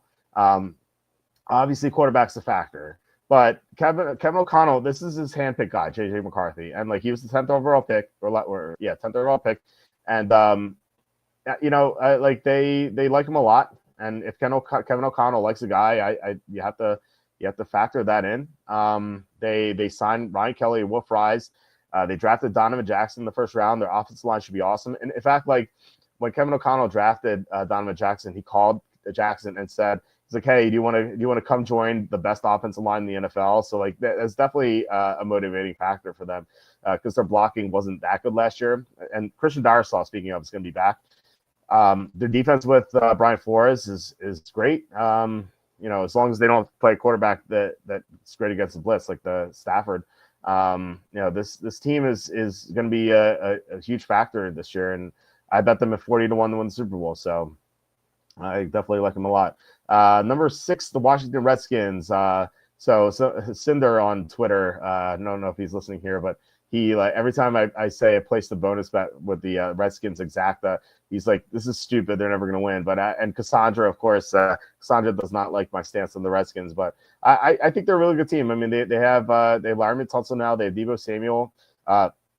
Jane Daniels is going to take the next step, I assume. Like maybe he regresses like CJ Stroud, but for the most part, second-year quarterbacks have taken a big leap. Like we saw Burrow go to the Super Bowl. We saw Carson Wentz be an MVP frontrunner when he got hurt. Russell Wilson led his team to the Super Bowl. Like so many examples of second-year quarterbacks doing really well. And Daniels seems like a guy who's just going to get better and better. We said the same thing about Stroud last year, but it's comforting for me as a better of the Redskins that they improved their offensive line, which I was looking to see before I even bet before free agency, like when I bet them initially. So I like what they've done this offseason. I think they're a great team. Number 5, we have the Chiefs. People expect the Chiefs to fall off, but as long as Andy Reid is coaching, as long as Mahomes is the quarterback, like they're still gonna be great. Now they have lost some pieces, but they're still going to be a top 5 team, I think. I think I have them going in my preview at 12-5 or 13-4, can't remember. I kind of like waffled in between that. There's like one game late in the year. I just couldn't decide. Yeah, I mean, look, they have Jalen Moore and Josh Simmons at left tackle now. So they'll have that. They did lose Joe Thuney. That was a big loss. But like I said, like this team went 11-5 every year with Alex Smith. Like they're not going to go worse than 11-6. Like unless there are injuries. Like I'd be really shocked. So yeah, I mean 12-5, 13-4, something like that. Like there will be some regression to the mean because they won some ridiculous games last year. But like that's what great teams do. They win games that they aren't supposed to win. So the Chiefs are still going to be a top 3 team in the AFC. People say they're going to fall off. I just don't see it. Number 4, we had the LA Rams. So they came closest to being the Eagles in the playoffs. Everyone knows about that, but they added Devontae Adams. So he's going to be a big upgrade at receiver because Cooper Kupp was so decrepit last year. Their defensive line and edge rush is going to be a lot better because like Brandon Fisk, who had his great season last year, and then Jared Verse, who had a great finish to the season. Like they're both rookies. Like now they're going to have experience. The only things I don't like about this team is linebacker play and cornerback. But like outside of that, like this team looks stacked, and I think they can make a run. They're one of the teams I'm going to have in the exactas. So after I'm done with the Redskins, I'm going to move on to the Rams. Number 3, we have the Ravens. I was down on the Ravens last year. Evan Daniel was on the show with me on Tuesday. He and I would have many arguments about how good the Ravens were. Like he loved the Ravens. I thought they were a tier below in Group B. He said I was crazy for having a Group B, but they granted, like they could have beaten the Bills in the divisional round. So like maybe he was right, but I don't know. I just didn't really see it with them because their pass defense was so bad. And then they toward the end of the year, they moved Kyle Hamilton from linebacker to safety, which improved the pass defense, but it made the run defense worse. So like they had these issues they couldn't fix on defense, but they added Malachi Starks, they added Chidobe Awuzie. Like that's really going to help. I think they did exactly what they needed to do, improve like the only weakness they had on the team. And then in the second round, they added as Mike Green, edge rusher, which will help. Like that was like the only other problem area that they had. They re-signed all their linemen. I just think this team is a great team. Like they're a top 3 team in the conference for sure. Number 2, the Buffalo Bills. Bills Ravens could go in either order. I give a slight edge to the Bills because they beat them in the playoffs. They added Joey Bosa, and again, like Bosa was not that good last year, but you know he's someone who could rebound. He's going to be another year removed from some of the injuries he's had. Now maybe he just is done. But you know he's going to help. Adon Kincaid was playing hurt last year. He'll be healthier. And you know Josh Allen's going to have like more experience with some of his young receivers. Maybe Keon Coleman takes the next step. I mean, this team is great. There's nothing like bad I could say about them. They could certainly win the Super Bowl. They're my pick to represent the AFC in the Super Bowl. And there's only one team better than them. And so we'll get to them in a second. And obviously, you guys know who that is. Love the value for Jordan Addison. I do too. He's going like sixth round right now. I think that's way too late. Steve says, I think you're too low on the Cardinals. Yeah, I think I could be too. They nearly beat the Bills, healthy Lions team, and Vikings in Minnesota while crushed the fraud Chargers. I definitely said I think I was too low on the Cardinals after doing the season preview with them. I don't think they're a great team, but I think you could argue that they could be in Group B. Actually, no, I think they're high Group C. Like they're like 14, 15, 16, 17, or something like that. They're like average or slightly above average. I just really don't trust Kyler Murray. I got an X280 Carbon is my next one. That's nice. I don't. I say it's nice. I don't really quite know what that is. It sounds cool. I know you're talking about laptops. I just don't know like the specs of what you're saying. Tell me the specs. That's what I know. Redskins 100,000 to 1 odds needs to get changed from Commander's name tag. Yeah. They'll always be the Redskins for me. Let me join a best ball draft as we talk about the number 1 team. So yeah, I mean, I guess you guys know exactly who that's going to be. By the way, in DraftKings, I got screwed on the showdown tonight. I was like cashing the whole time, and like at the end, I just like fell out of the cash line. So best ball, let's do $20 one. So those fill up the fastest. Like sometimes I'll do like $3 if like I know I'm gonna be distracted or something. But if I'm distracted, I just won't do it. But if I'm watching the kids, they're just playing by themselves. Like I'll just do a $3 draft, like knowing like my son could steal something from my daughter and then she'll cry and I have to like hold her. So like it's just in case. But like I'll enter a $20 right now. Best win from DK of all time. I won $50K twice in the NBA. It was an amazing 4 days. I won $25K in the XFL. This is the final week. This is right before the COVID lockdowns. The final week ever, the XFL. I had Patrick, I had PJ Walker, Phil Walker as my quarterback, and I made 20 lineups. And like XFL DFS was awesome back then because the contest would never fill. So I always thought there was like good leverage there. So I made 20 lineups. All of them had Phil Walker quarterback. So I was like, this guy is unbelievable. He can't be stopped in the XFL. So I actually I won $25K that night. The next night, the Bucks like scratched all their starters like 5 minutes to go before tip off, and I saw it. And I was like benched all my Bucks guys, and I ended up winning $50K. And then 2 days later, I won $50K again. And then the next day, lockdown started. So that was like an amazing run. Outside of that, like I won $10K in the NFL a couple years ago, but then I haven't had a big win since then, unfortunately. It's been pretty rough. I don't know like what's happened. like ever since COVID, like my DFS skills have like eroded. And I think some of it might be like I used to do really well in the NBA because Osimo, now Stochastic, used to have such great projections. Like it was top notch. And so what I would do is I would take his projections and then alter them a little bit just based on my own rankings. And then I would run them to an optimizer. And then like I never liked mass multi entry in NBA because it's like there's so many late scratches. It's so hard to like change lineups on the fly. But I did like making an optimizer for like one single entry or like 3 max, which I would usually do.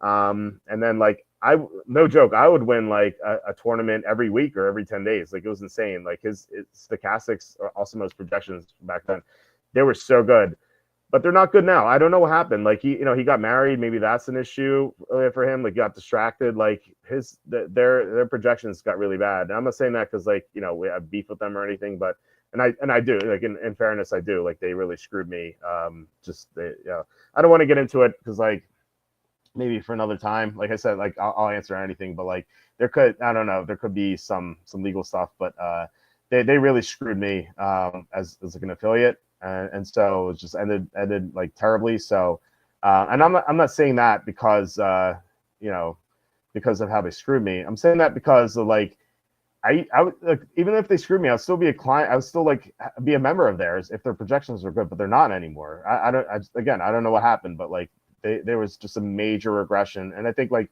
Osimo himself just never really. I don't think he's won a lot lately. Like he used to win all the time. I don't think he's had, unless I didn't see anything. Like I don't think he's had like really good success in DFS. So yeah, something changed there.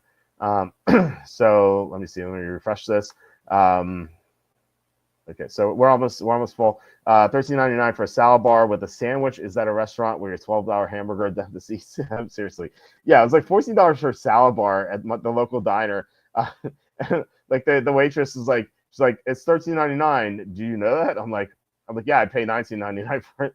It's like such like a dick thing to say. I don't know. But my wife was like, you'd pay $20 for a salad bar. I'm like, do you know how good salad bars are? I love salad bars. If I could eat salad bars every day for my life, for the rest of my life, I'd be happy. I love I take like little lettuce and little cucumbers and like I dump like cheddar cheese on it like there's no tomorrow, and then I drench it in ranch dressing. I love it so much. Brian says I once turned $100 into 10K. Nice.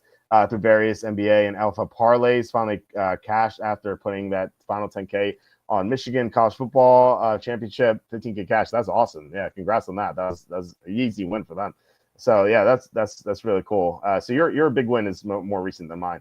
So before this loads, let me talk about the top team here. It's my Philadelphia Eagles, as Kevin Riley would say. The Eagles are still the best team in the NFL. Now, they did lose Josh Sweat. They lost Milton Williams. That is an issue. But their depth is not as good as it was. But they still have decent depth. It's not like shot or anything. They're not like the Niners. But they still have Jalen Hurts. They still have a great offensive line. They still have all their weapons. If Dallas Goedert didn't even get traded, so Saquon Barkley. Their defense is still incredible. They're still the top team in the NFL. Now, a couple of things I'd worry about. One is that, are they going to be distracted coming off the Super Bowl win? They're going to be the hunted now, whereas they were the hunters last year. Like, many people didn't think they'd win the Super Bowl. They were a top team to win the Super Bowl, like predictions-wise, at 17-1. But, like, when I spoke to, like, even, like, Philadelphia fans here, like, when I had dinner with some friends one Saturday, I brought my kids and everything, but if I like when I show up to anyone who knows what I do, the first question here is like, how do you think the Eagles are going to do?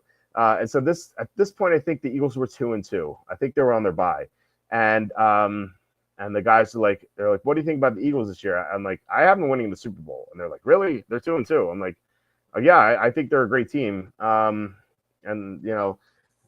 that's what they ended up doing. But like people were surprised last year. So my point is that like they were the hunted last year. They're the hunters last year.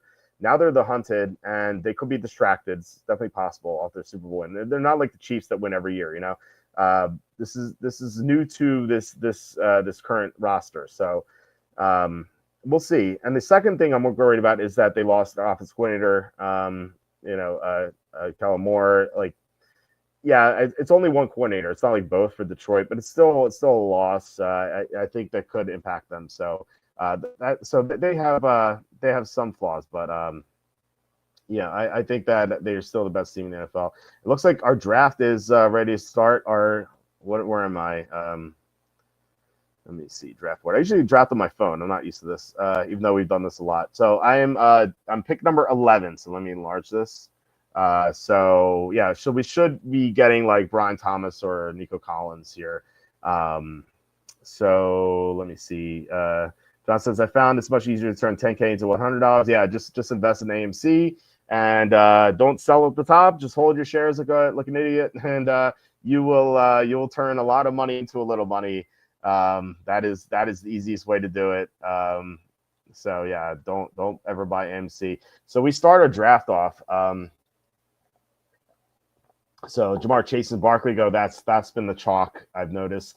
I've had Barkley drop to me at like number 4 in a couple of drafts. No, I think one draft actually, but I've had Justin Jefferson drop to me at like 5. He's like consensus 3. So we'll see if he goes here. Yeah, here we go. Justin Jefferson goes 3. And then it's usually Bijan and then Jahmyr Gibbs, but it's not always Gibbs. Gibbs tends to fall sometimes. But I've noticed, he goes Bijan, and then we'll see if it's Gibbs. And then, it's usually CD Lamb, but sometimes Ashton Genty. I actually saw Genty fall to the second round one time. I was drafting like 11 or 12, and Genty fell to me. I'm like, I'm still not taking him. Genty goes 5. Okay, that's a bit of a surprise. I think that's a reach. I don't understand it because he's a rookie, and the Raiders don't have the best offensive line. Again, it's not bad, but still, it's not great. And again, still a rookie. So I think the thing here, though, like you have to keep in mind, Jahmyr goes 6. So CeeDee Lamb. Malik Neighbors is usually 8 at this, but it tends to vary.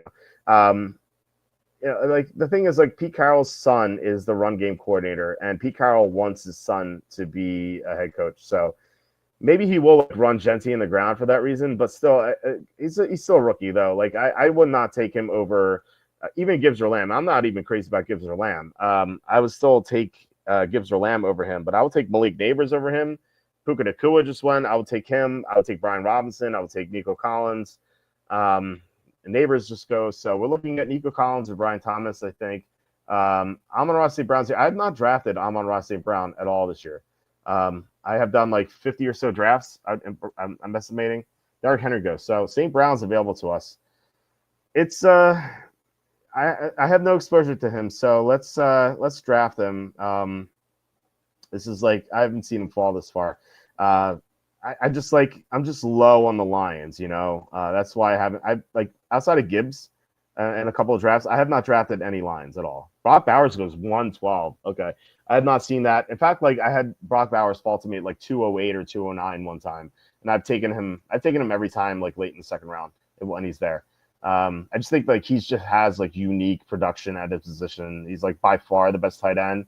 And so he's the only tight end I would draft early. I know Kenny's probably like rolling in his sleep right now watching this. He's like, what are you doing, Walt? But no. So Christian McCaffrey's here. I will go Nico Collins. So now we know the bye weeks. We drafted before not knowing the bye weeks. So now like you have to like make sure you don't have too many players in the same bye because for best ball, like if you have too many players in the same bye, you can take a 0 at a position. And that's just devastating. You just can't do that. Like you have to do everything in your power to make sure you don't take a 0 at a position. Derrick Henry, I like Derrick Henry's late season schedule. That's the one thing I'll say about him. I have drafted him once out of like the 40 or so drafts I've done. But I'm not like crazy about him. He's an older player. He could regress. But Baltimore's schedule late in the year is super easy. I was taking a look at that. I was going to write an article about it after I've done my season previews. Drake London goes, I think that's too early. Connor killed it as my 0 RB build. Yeah, I like Connor. Drafted him a few times. Hey, Walter, I think the AFC South will be a tougher division, you mean, than the NFC West. I really don't think so. I don't think so. I mean, I think Arizona is better than people think. I think the Niners are better than people think, and I think the Rams are great. And then the AFC South, like, the Texans and Jaguars are are decent teams, but like they're not great teams. And then you have the Titans, who could be the worst team in the NFL, and the Colts, who are just pretty underwhelming. So yeah, I don't agree with that. Josh Allen goes here. Jaguars make playoffs. I can see that. Are they performing in the playoff halftime show? I think I missed the comment. Chase Brown won me my league last year because as a Bill fan, I knew how horrible Zach Moss was. Yeah, that's a good call. Okay, you mean the Jaguars? Okay, I get it. Not long ago, Tim Waltz was celebrating the Tesla stock was down 215 today, closed at 343.82. Tim Waltz, who like his Minnesota retirement fund as Tesla stock, and he was celebrating this downfall. It's like, what a dick. He's such an idiot. I can't believe like he was almost vice president. Maybe not almost, but it was stupid man. Stock market's great. Make sure you guys sorry cover calls. We'll have to do a cover calls show at some point in the near future. It's just like it's amazing how like there's just free money in the stock market and just like there's no risk, almost zero risk to it, and like people just don't know about it. And like when I tell people about cover calls, they're like, what's that? Even if they've invested for like 20, 30 years, they're like, what's cover calls? It's like, that's insane, man. Like this should be stuff this should be things that like you learn in high school. Instead you learn like, I'm not even going to go down the road of like, gender studies, but like, learn what a mitochondria is, or like how to solve quadratic equations. Like I learned that stuff in high school and I couldn't tell you that like mitochondria, like manages the cells or something. Like who cares? Like I'm not going to be a biologist. If I were, I would need to know that. Like I write about football. I don't need to know what a mitochondria is. I don't remember how to solve quadratic equations. I used to know. I don't know anymore. I once took Calc 3. I remember nothing from that class. You need to learn stuff that's important, and like the stock market stuff is super important. Managing your own portfolio. I think everyone should manage their own portfolio. That stuff you need to learn, and they just don't teach you for some reason. All right, we're up soon, so should probably talk about some of these players. Tyreek Hill is the guy I have not drafted at all. He could be suspended, could be in jail. Lamar Jackson just went. So I do like Chase Brown. I'm going to star him. Devontae Adams, I've been drafting quite a bit. Mike Evans, I love my receiver ones. So I'm looking at those guys. I do like Joe Mixon as well, but we have Nico Collins, right? Yeah, so I'm not going to draft Joe Mixon. So I am on the board right now. Chase Brown's available. I love Chase Brown. I don't know why he's a Q tag this early. It's kind of strange. So we can get one of Adams and Evans. So let's take Chase Brown. And we'll get Adams and Evans. So we have week 8 and week 6 buys for receivers. So Adams conflicts with that. He's a week 8 buy. So I prefer Mike Evans if I can get him. I will not take Harrison. He's still going way too early. Now I don't mind. Like if Evans goes, I still would take Adams, even though he's a week 8 buy. I would just be really careful about drafting week 8 players. After that, a receiver. So Breece Hall goes. I'm down to Breece Hall this year because he gets a lot of his production as a receiver out of the backfield, but like mobile quarterbacks like Justin Fields don't like to dump the ball off to the running backs because they'll just take off instead. So usually when a receiving running back is there goes Hampton, it's too early for him. So when a receiving back is paired with a mobile quarterback, their receptions tend to go down. So I will take Evans. And so we have 3 number 1 receivers in St. Brown, Nico Collins, and Mike Evans. I did a draft the other day. I didn't post on. I sometimes post the drafts I do on Twitter. I did the draft I think it was yesterday. I had like 6 receiver ones. I'm actually gonna read them to you on my phone. I took a screenshot of it. I just didn't post it. So these receivers are. They are Puka Nacua, Brian Thomas Jr., Mike Evans, DK Metcalf, and Michael Pittman Jr. Maybe that's the wrong team. Maybe it's the wrong team. Okay, here's the one. It's Malik Neighbors, Lad McConkey, Jackson Smith-Njigba, DJ Moore, Chris Olave, and maybe I'm confusing things. I don't know. It's still good teams. I don't know. I thought I did a draft where I got 6 number 1 receivers. It's probably somewhere else on my phone. Let's see. Mitochondria breaks down sugar into energy. Well, okay. So, like, how's that useful to me? Like, how's it useful to anyone who's not in biology or like the medical fields? Like, I just don't know. Um, like, we shouldn't like it's way more useful to know about the stock market than it is the mitochondria. Like, I'm all for like expanding your horizons mentally, but like, let's just concentrate on the stuff we need first, and then like we'll focus on like the superfluous stuff after that. Um, let's see here. And I do know, by the way, there was a cool game for the PlayStation 1, which was released like 99 or so. It was called Parasite Eve. And basically what happened was there was this demon woman who melted all the mitochondria in everyone's body. So like people would like dissolve into goo. But like there was this one woman who's immune to it, and so she had to kill her. So she was a police officer, so she was like trained with guns and stuff, and so like you had to like go around and like shoot like she would turn things into mutants too. So you have to go around like killing mutant things and eventually you have to kill her and stuff. So it was a really cool game. Is pretty dated though. I actually recently watched like a playthrough of it because I played it when I was in high school, and I just forgot like what it looked like, and like it's a little dated. It might be hard to play now. I wish they would do a remake of it. I think that'd be pretty sick with like the new graphics. But it was a cool game for its time. But that's like why I remember like mitochondria, because like they did reference it. Cover calls 101 better than reading. Yeah, anything. Seriously. Yeah, seriously. Would you rather take McConkey or Hill? Definitely McConkey. Tyreek Hill, like I said, he could be in prison.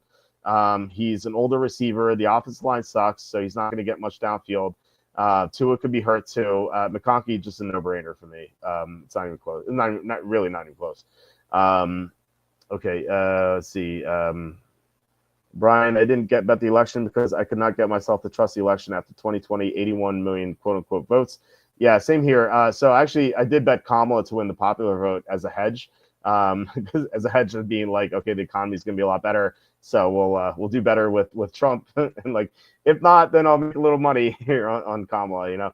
But so that's a bet. I'm glad I lost. I was hoping for Metcalf to fall to me. Ridley went round 5. That's really early for him. He's usually gone like round 6. Zay Flowers is gone too. So we should start to look at who we have left. There's a couple of good running backs here. I like to wait on my running backs though. Although there's like receivers have kind of been like stripped off the board here. Although I don't want to take two running backs at all. So I'm going to start Addison and Jennings. And we're going to look at Kenneth Walker. We don't have Jack Smith-Njigba, so we could look at him. And we could also look at James Conner. I think I want one of those running backs and one of those receivers with this pick. I have no interest in McMillan. He's a rookie, and I don't trust Bryce Young to produce a top receiver. I will not draft Laporta without Ben Johnson there. Pickens is a receiver too in a new offense. No, don't trust him. So Mahomes just goes. So let's look at our running backs bye is week 10. So we're looking at 8 and 8. So yeah, we definitely don't want to draft both of these guys. I'll take I've drafted Connor a lot. I haven't drafted Walker a lot. So I'm going to take Walker here. And then we're going to draft one of Addison or Jennings. Hopefully they both don't go off the board. If they do both go off the board, then we'll be in trouble. So we'll be in trouble as far as like I'll have to like scramble and figure out who to draft in 30 seconds. So hopefully this guy doesn't take both. And what I'm really hoping for is for Jennings to fall to 7-11. All right, so McMillan goes, so we're going to get one of our guys. That's nice.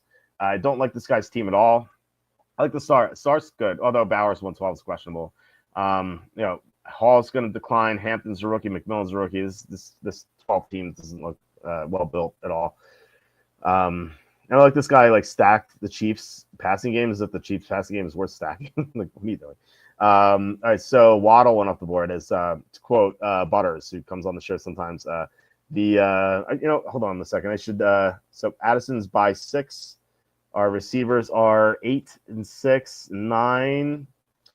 I'm okay drafting 2 by 6 receivers, I guess.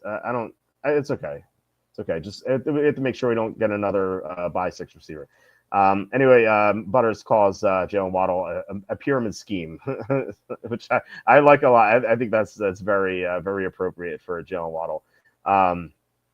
Let's see. We have other. And watch Osmosis Jones. I have not. I know of it. I've heard it before. I don't know what it is though. With positive coaching changes in Jacksonville and Chicago, do you find yourself upgrading the players in fantasy? Yeah, for sure. Yeah, that's why I like DJ Moore a lot and DeAndre Swift. We didn't get we didn't get DJ Moore, but I've drafted him a lot. I've drafted Swift a lot. I've drafted Roshan Johnson a lot. We know Ben Johnson likes utilizing two running backs, and I think that he's going to use Roshan Johnson a lot.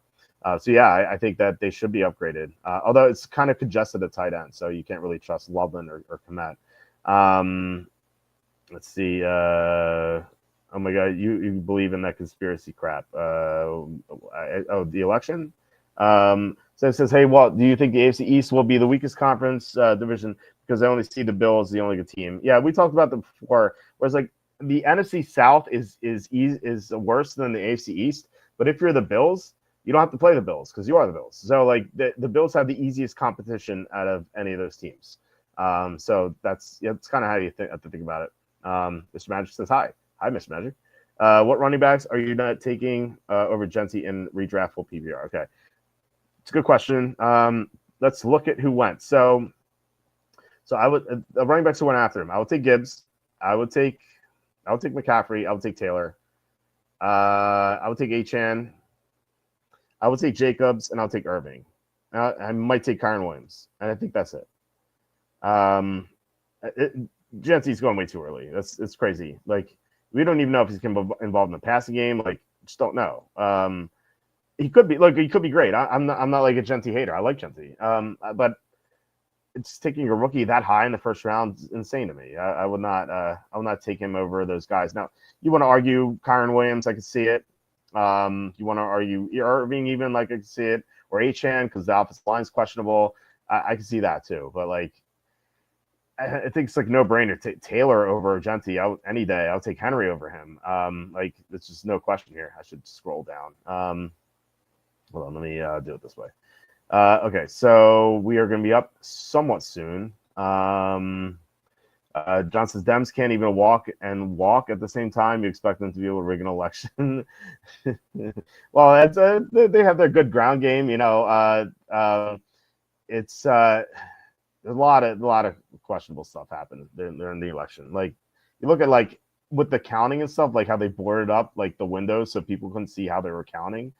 Like that was ridiculous. Like, if you want to like recount, they couldn't even like do a recount of it. So, and plus like what they do is like they're bringing in a lot of illegals. So like the population of certain places are higher. So they get more votes in those places that count. So, and plus like Arizona is like infamous. Juwan Jennings just went. That's lame. Juwan Jennings has been going earlier. I've noticed. I don't really want a third running back. I think I'm looking at Hawkinson now. We could pair Hawkinson and Addison with McCarthy. Pearsall's interesting. So Shakir, I think Pearsall's upside is better than Shakir's. I think Shakir is a higher floor, but like in best ball, you're looking for upside. So Aaron Jones goes. So I think if we can get Pearsall at 7-11, I think I'm going to take him there. And this guy drafted Bauer, so I don't think he's going to draft Hawkinson. So we don't even have to worry about Shakir. He just went. Matthew Golden goes. We're up in one pick. Yeah, we'll see if Kelsey goes. So we'll draft Ricky Pearsall. He's a buy 14 guy. We do not have any players in buy 14, so that's nice. So we will take Pearsall. And then we'll hope that this guy doesn't draft Hawkinson because that wouldn't make any sense. Why would you draft Bowers and then draft Hawkinson here? So we're going to draft Hawkinson. So we have what, 5 receivers, 2 running backs. We're in a good spot. Actually, you know what? Let me look at this board for a second. There's Pacheco. The question is, do we want Hawkinson or Pacheco? Actually, Hawkinson went. Why would you draft Bowers and then draft Hawkinson? It's so stupid. Like this guy seems terrible. Like Hawkinson's not going to make your upper tier lineup all the time with Bowers there. Like, what are you doing? I'm glad he made our decision easier. So I was like kind of sweating that decision, but That's so stupid. You can't draft that way. Like, yeah, Hawkinson could be your flex guy, but like generally, Jordan Mason round 8. That's so early. I mean, look, receivers have much higher upside than tight ends. So we're gonna draft Pacheco. I assume, yeah, our buys are 10 and 8 for running backs, so we just can't draft another buy 10 guy at running back. So we have to keep in mind. I think it's receiver week 6, and running backs week 10. We can't draft anymore. So that is ridiculous. So Caleb Williams top 5 quarterback in fantasy, calling it. Okay, I can see it. But I just don't trust them. I do love Ben Johnson, but I don't know. I just, I can see it happening. I would not bet on it. I would bet against it. If the tush push is gone, the Saquon move ahead in rankings now. Yes, I think so. Although Kenny would disagree, but I do think he would. Honestly, not touching Brees draft me, and neither am I. I think they'll just do a QB sneak and do it just as well. I think they'll do it. They'll do QB sneaks well, but like it won't be like automatic every time. Like they'll sometimes do runs with Barkley too. Like it'll be divided a little bit. So it won't be like sneak every time. I'm not buying any Saquon.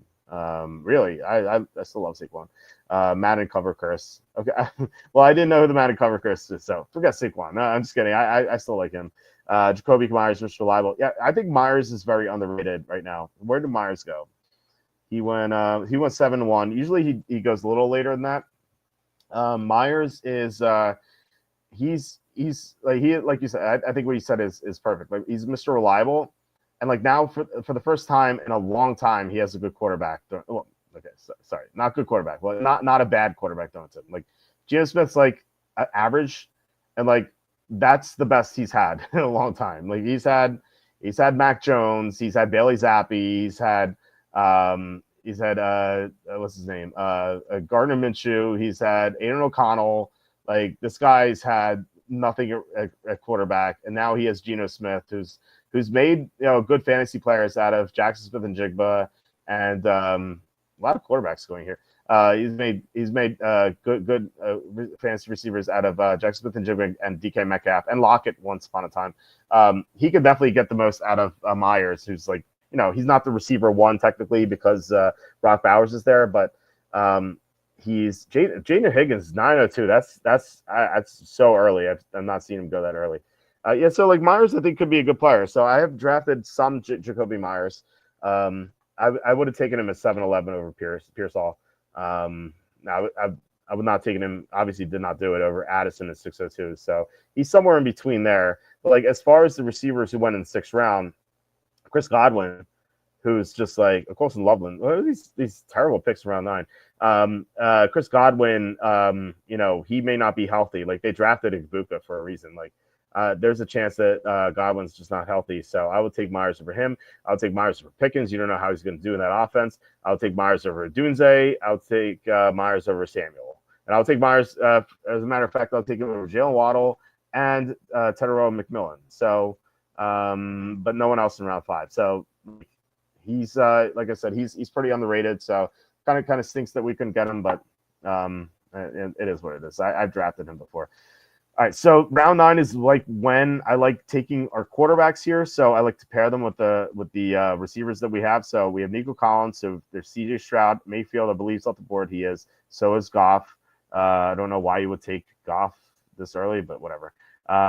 There's McCarthy. So McCarthy, Purdy, and Stroud are what we were looking at quarterback. So chances are we're going to take 3 quarterbacks in a row here. We're going to look at Igbuka too early too. Purdy is the top-rated quarterback, then Stroud, and then McCarthy is down here. So the goal is to take Proud. I guess Purdy and Stroud. Proud. We're going to take Proud here.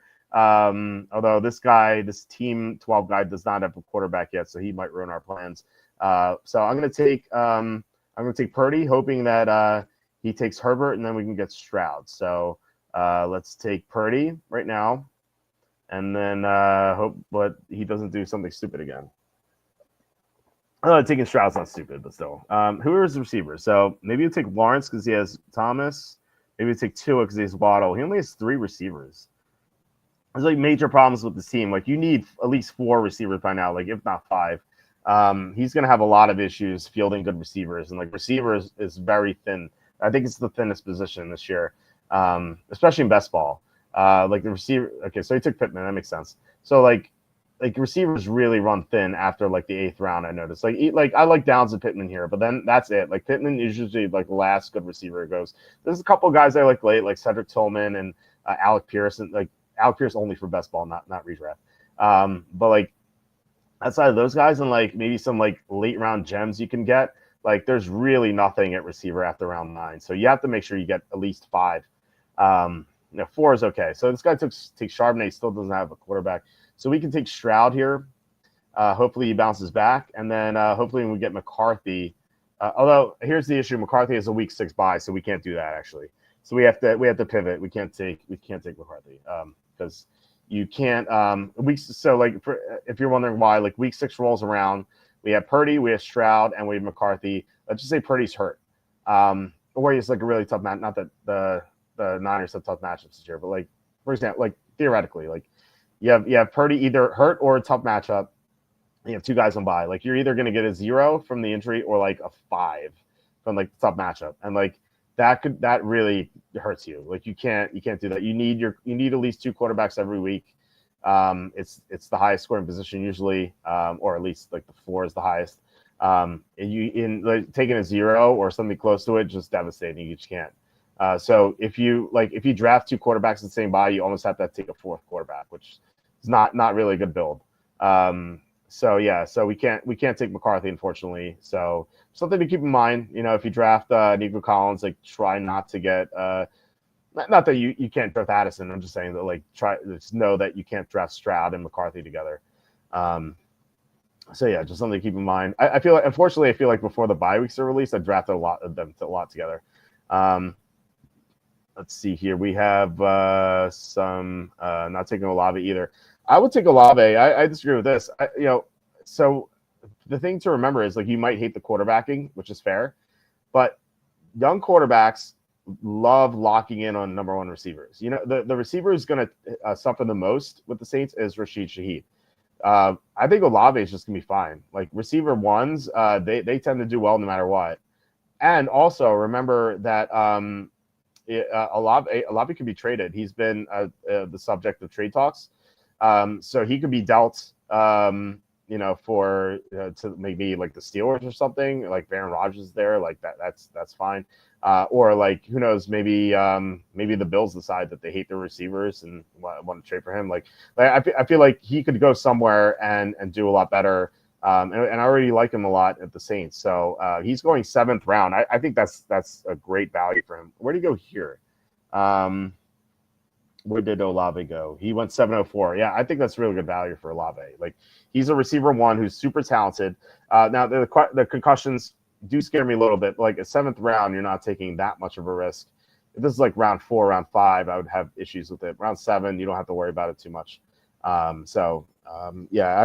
disagree with Olave. I've been drafting him a lot. And I do know, that there's downside, but still. Okay, so what we're doing in round 11 and 12, usually I just draft my 3rd quarterback here. I was going to say Jalen Blue could be potential here. We have 3 running backs. We have 5 receivers and no tight ends. Let's look at the board here. We could draft Drake May, and you don't need to stack him with anything because actually we can't draft Drake May. He's week 14 bye. Never mind. There's Kincaid. There's Goddard. Not a huge fan of them. So let's see here. Is Garendo taken?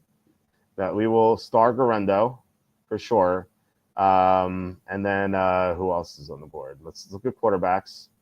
It's a little tricky here. So McCarthy, there's Trevor Lawrence. You know what? I'm going to hold off on quarterback until like round 13. Let's take some running backs here. So I like Garendo. Let's just make sure our bye weeks hold up. So 10, 8, and 10. So we can't draft 10 for sure. So no Tajay Spears. Not that I like him. I think Garendo for sure. Let's take Garendo. And then we could take Bigsby, although we have a week 8 bye guy. I think Ray Davis is interesting. I think Rachaad White is interesting. Now, I know Bucky Irving is the main guy there, but White still catches a lot of passes, and if Irving goes down, like White is going to be heavily utilized. So that's where you're looking at in the round 11 onward.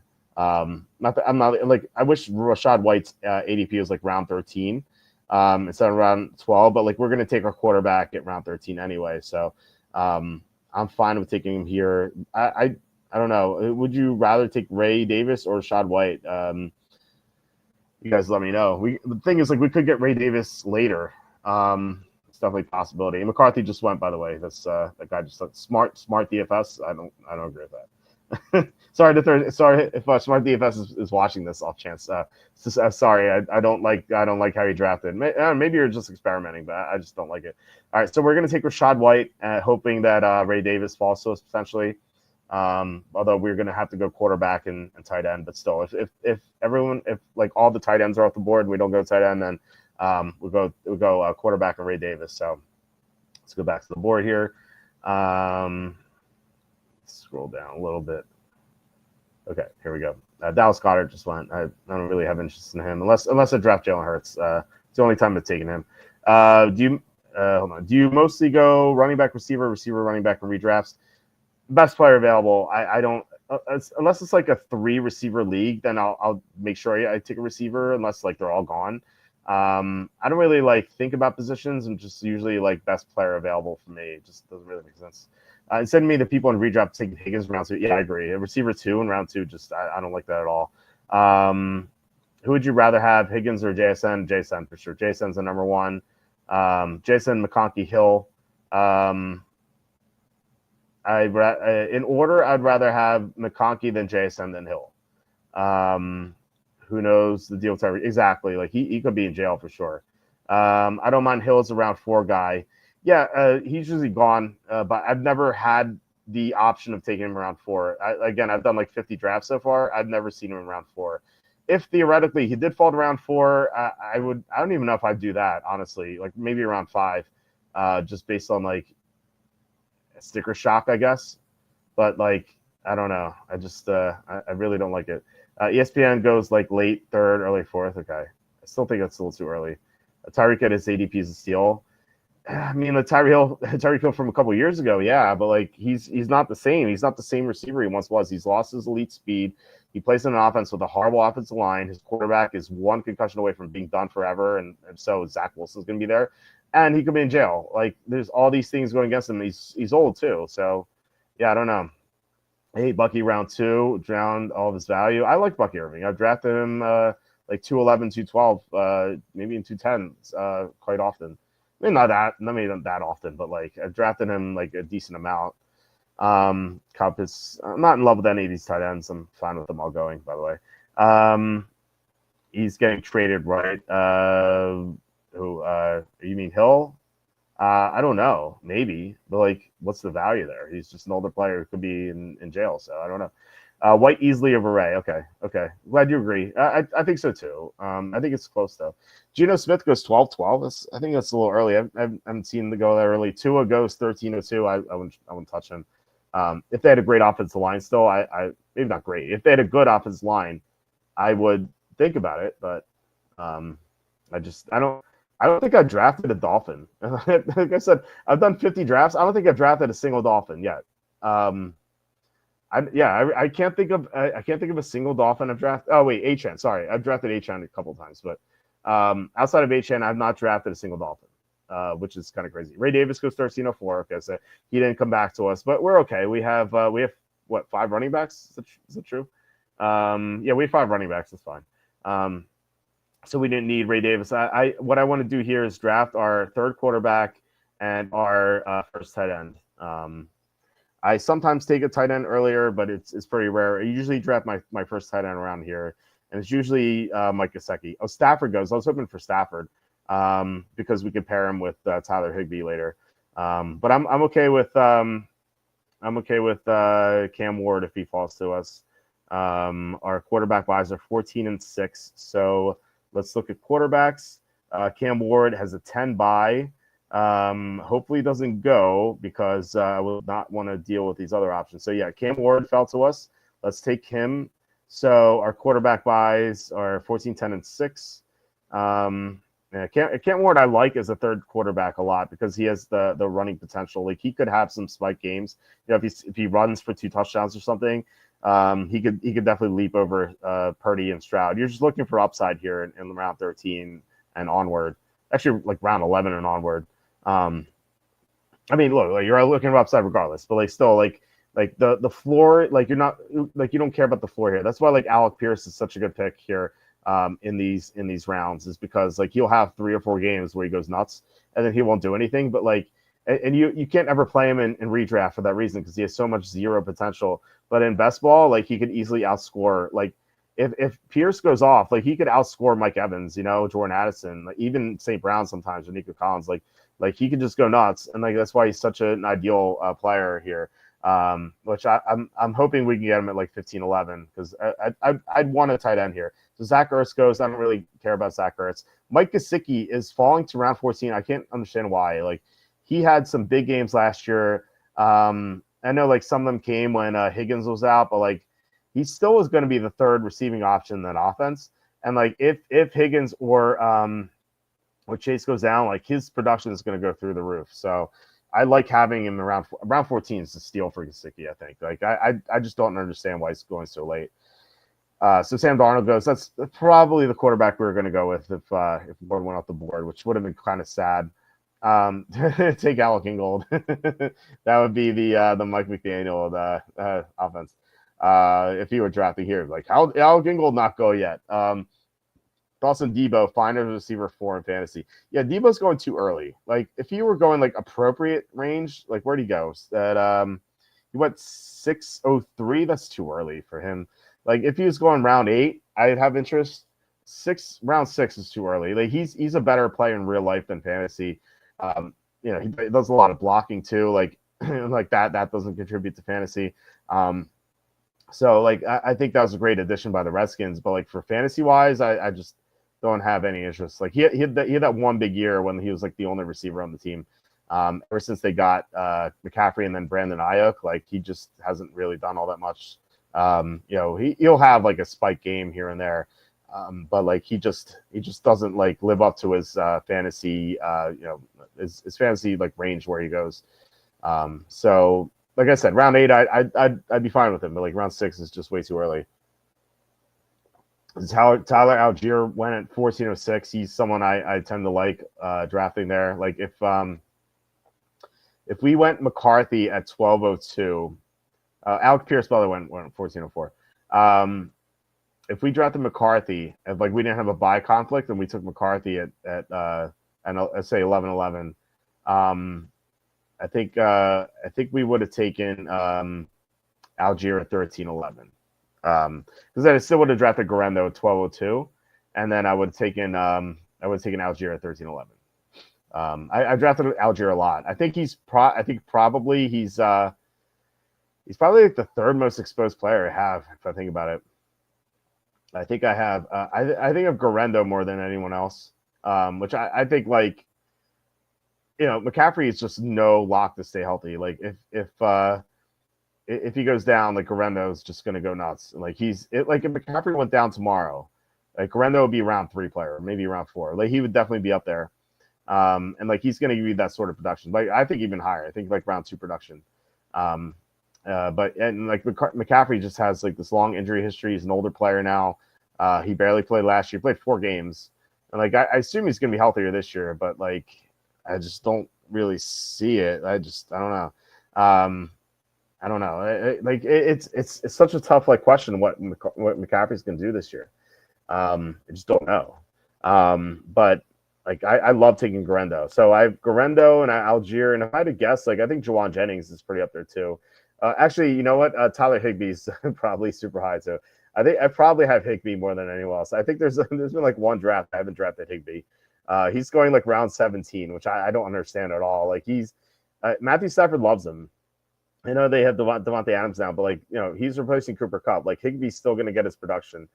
I don't get it. I don't get why he's going so late. Like he should be going like round 13. He should be going like where Gesicki's going or Jake Ferguson's going. Like there's no reason he should be around 17 pick. I think that's crazy. but yeah, so I think I have Higbee, Garendo, and Algier more than anyone, and then Juwan Jennings too. Although Jennings is going earlier, he used to be like around, he used to be available like round 7, round 8 consistently, and like now he's not. So okay, so I'm taking Tillman here, just to make sure the buys are line up. So we have 869. Our other receiver is 6 and 14, so we're good. We're good to take Cedric Tillman, who did really well with not Joe Flacco, Jameis Winston last year. And I'm going to start. Jalen Wright's another guy I've taken.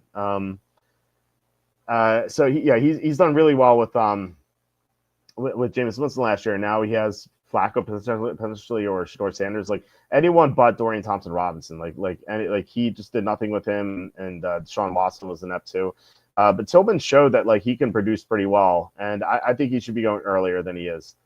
So this smart DFS guy is taking Jackson Dart as his third quarterback. I don't think that's smart. Sorry, smart DFS guy. If you end up listening, if you want to come on the show, defend your picks. I'd love to have you on, but I don't see it. I don't like your team at all. And maybe you're experimenting. I can see that, but like I don't know. I feel like you experiment in like the $3 entries, not the 21. Alec Iomanor, another like too many rookies here. Way too many rookies for this guy. So we are going to take Jalen Wright. I assume the bye weeks are fine. I don't remember a week 12 bye guy. Yeah, we don't have a week 12 bye guy. So we're going to take Jalen Wright. There's no Raheem Mostert's gone. So it's going to be Jalen Wright if Devon Achane goes down. And as we know, Devon Achane is not the most durable guy. So I think there's a good chance Jalen Wright will play at some point next year. And if he does, I think he could be productive. So I like getting him. I love the Roschon Johnson pick. If Wright wasn't there, I think I would have taken Johnson. We missed out on Swift. Tyler Warren get picked. He did. He usually goes like round 9. Let's find him. There you go. 8-11. Okay, that's too early. It's way too early. Just there's no reason to take Tyler Warren 8-11. Like I like him, but he's a rookie and he's playing with quarterbacks who just are not good. There's no reason to take him that early. It's all rookie hype. There's so many rookies going to way too early. Like you look at like most of them, like before round 10. I think once you get to like round 10, I think their ADP like kind of like normalizes. I think like starting at like Jaden Blue, that's like the first rookie I see who's like not going way too early. Like maybe not Quinshon Judkins 6-11. I think is okay. But yeah, Genty, we talked about him way too early. Hampton's not the starter. Najee Harris is the starter there. He'll eventually be the starter, but not now. RJ Harvey, that Denver backfield is so congested. Keldon Johnson, he's behind Jalen Warren right now. I do like Johnson, but round 7, round 8 would be better. Matthew Golden, we talked about him before, not a fan. Loveland and Warren, way too early. Igbuka, he's the 4th receiver on the team, way too early. Jake Betch even, just way too early. Like there's just all these rookies are going way too early. Travis Hunter even, like 4-9. I don't think it's like awful, but man, just you don't know what he's going to do. Like he could play cornerback, and like that could somewhat limit his offensive snaps. Like you just don't know how they're going to utilize him. And then you have Travion Henderson right now is behind Ramondre Stevenson, but Stevenson's going like so much later. He's going 11-1, and Henderson's going 5-9. Like Stevenson's the starter right now. He's not like Vrabel is an old school kind of guy. He's not going to give Henderson the carries right away. Like maybe by second half of the year, but like Stevenson's going to he's going to open as the starter. So, sure. Sanders 17-4. Why would you take him? That's just like this guy. What's his name? Freyas 80. He's kind of like he's kind of reached that point in the draft where he just doesn't know any players, and he's like, I'm just going to take the guy who stands out. So, that's like what tends to happen in real life fantasy, or like it used to back when like we would do live drafts. Like you would always have like the drunk guy who like he would run out of players he knows, so he would draft like a backup kicker. It's a shame to see Will Shipley go. I like Shipley a lot. Otherwise, 6 running backs. We wouldn't need another one. Shipley, I love Will Shipley this year as a late guy, like round 17. He like Barkley had I love Barkley this year, but like he had a big workload.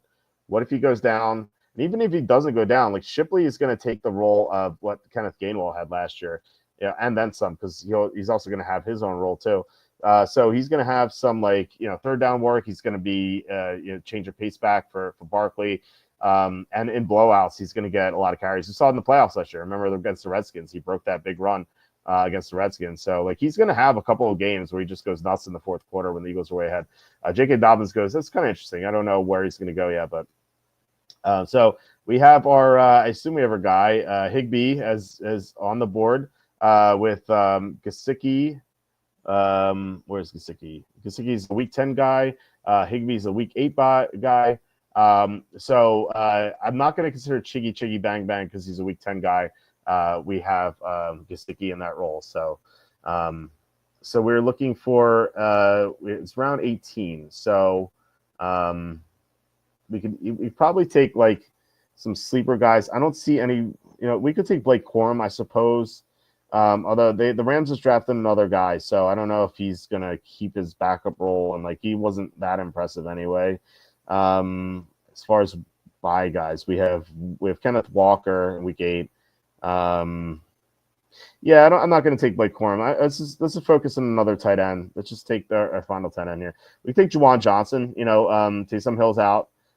Olave could be traded. They could rely on Juwan Johnson a lot, so we're gonna take Juwan Johnson.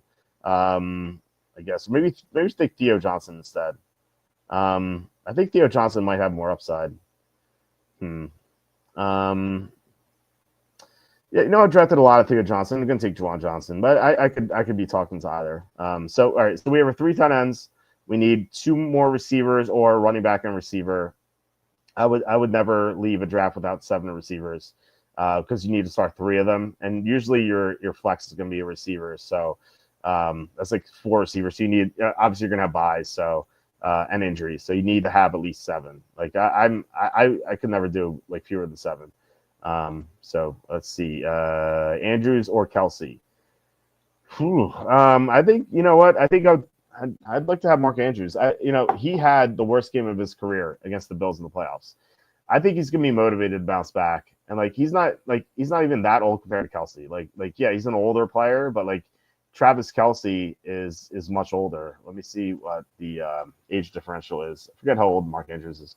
Mark Andrews, he's 29. He's gonna be 30 in September. So really, he's gonna be 30 this season.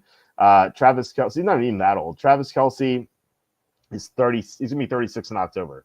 So he's 6 years older than Andrews. So I would definitely take Andrews. Kelsey's going earlier in drafts. So you have like good value with Andrews. I don't really end up getting him because I usually draft quarterbacks around that range. But like I said, I think he's going to be motivated to bounce back. And plus, remember, he was coming off an injury last year, so he started slowly. And then the second half of the year, he caught on and did well until that game against the Bills in the playoffs. So I think we're going to see a motivated Andrews to kind of like prove himself that that's got to be really weighing on him. Like he had like 2 fumbles and a drop that drop 2-point conversion, and the 2 fumbles that he was responsible for. Like he blew it. Like if he didn't commit those errors, there's a decent chance the Ravens would have won that game. So he's that like if I'm him, it's waking up every morning like thinking about that game and like trying to redeem myself. Like I think we're going to see a good season out of Andrews. I think he's pretty underrated right now. Like conversely, like Kelsey, yeah, he does well in the playoffs.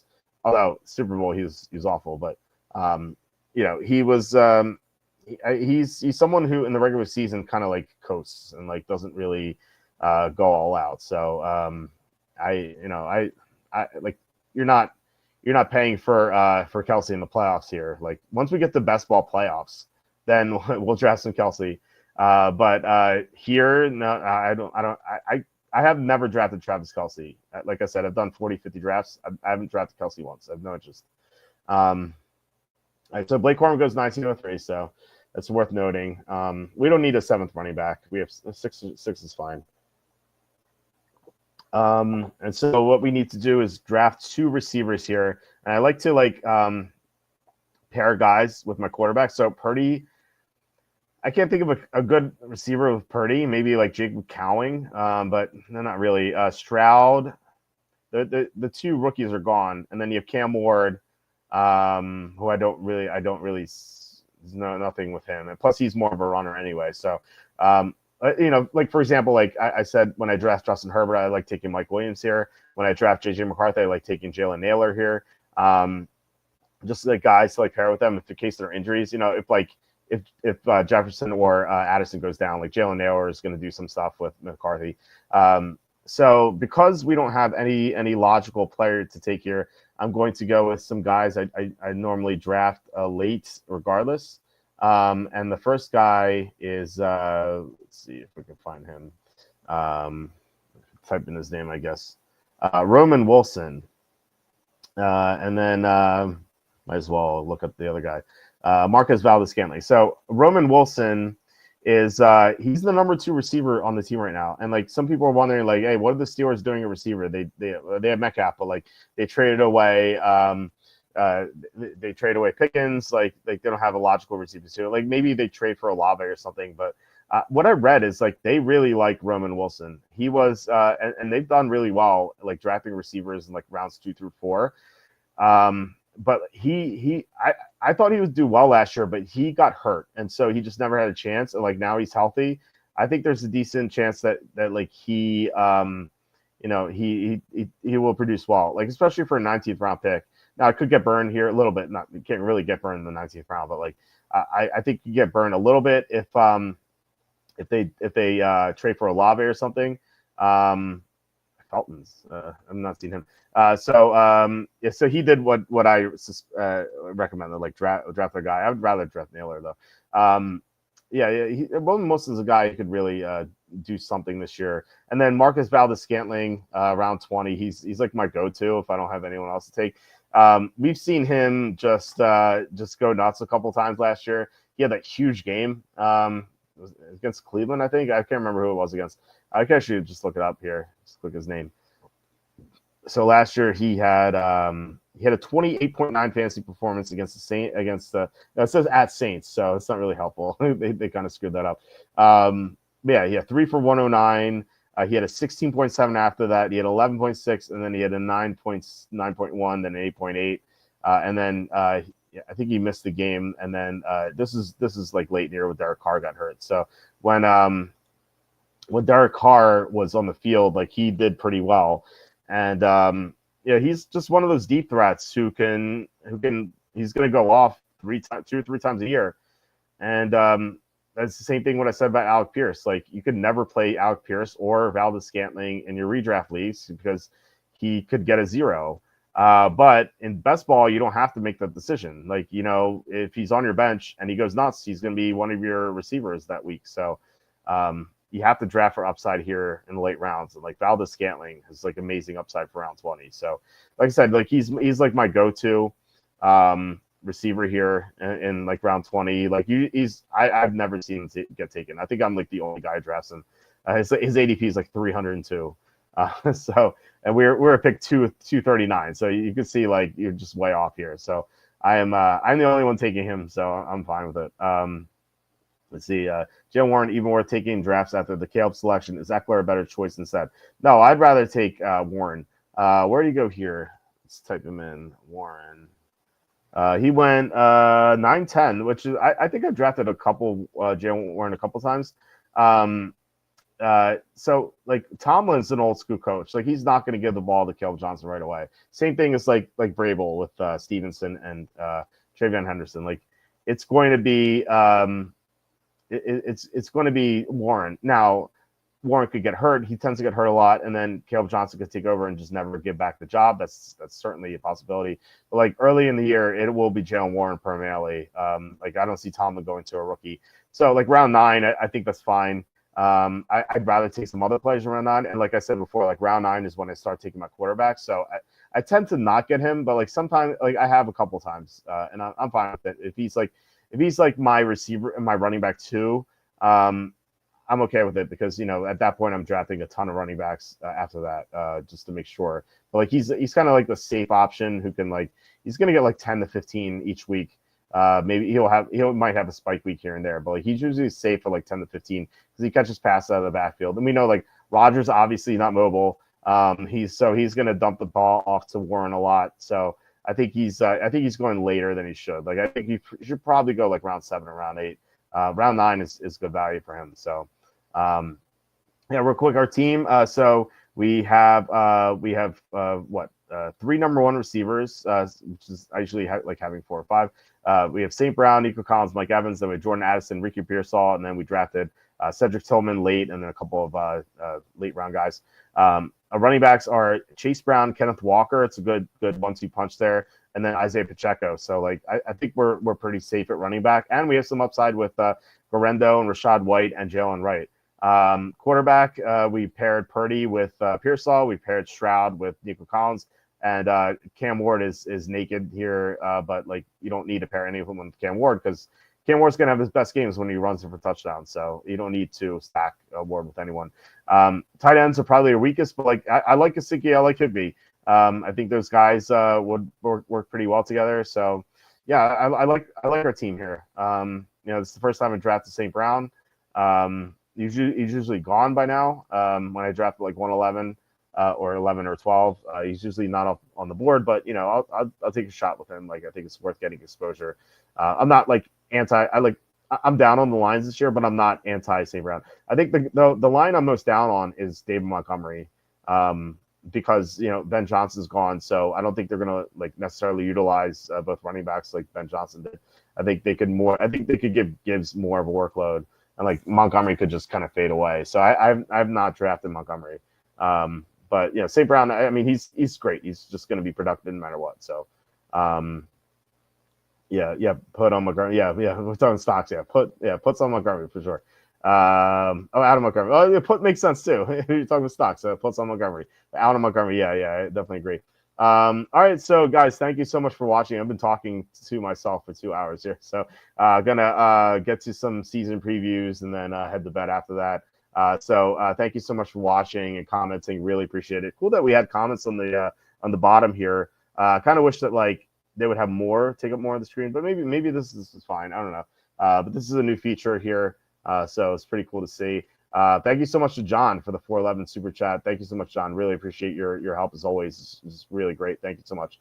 But yeah, guys, we'll be back tomorrow. Kenny will be on. Maybe we'll do some more best ball drafts. I'm sure we'll come up with a topic too. So yeah, please hit like, subscribe, comment below, share this video, visit the link in the description of merch store.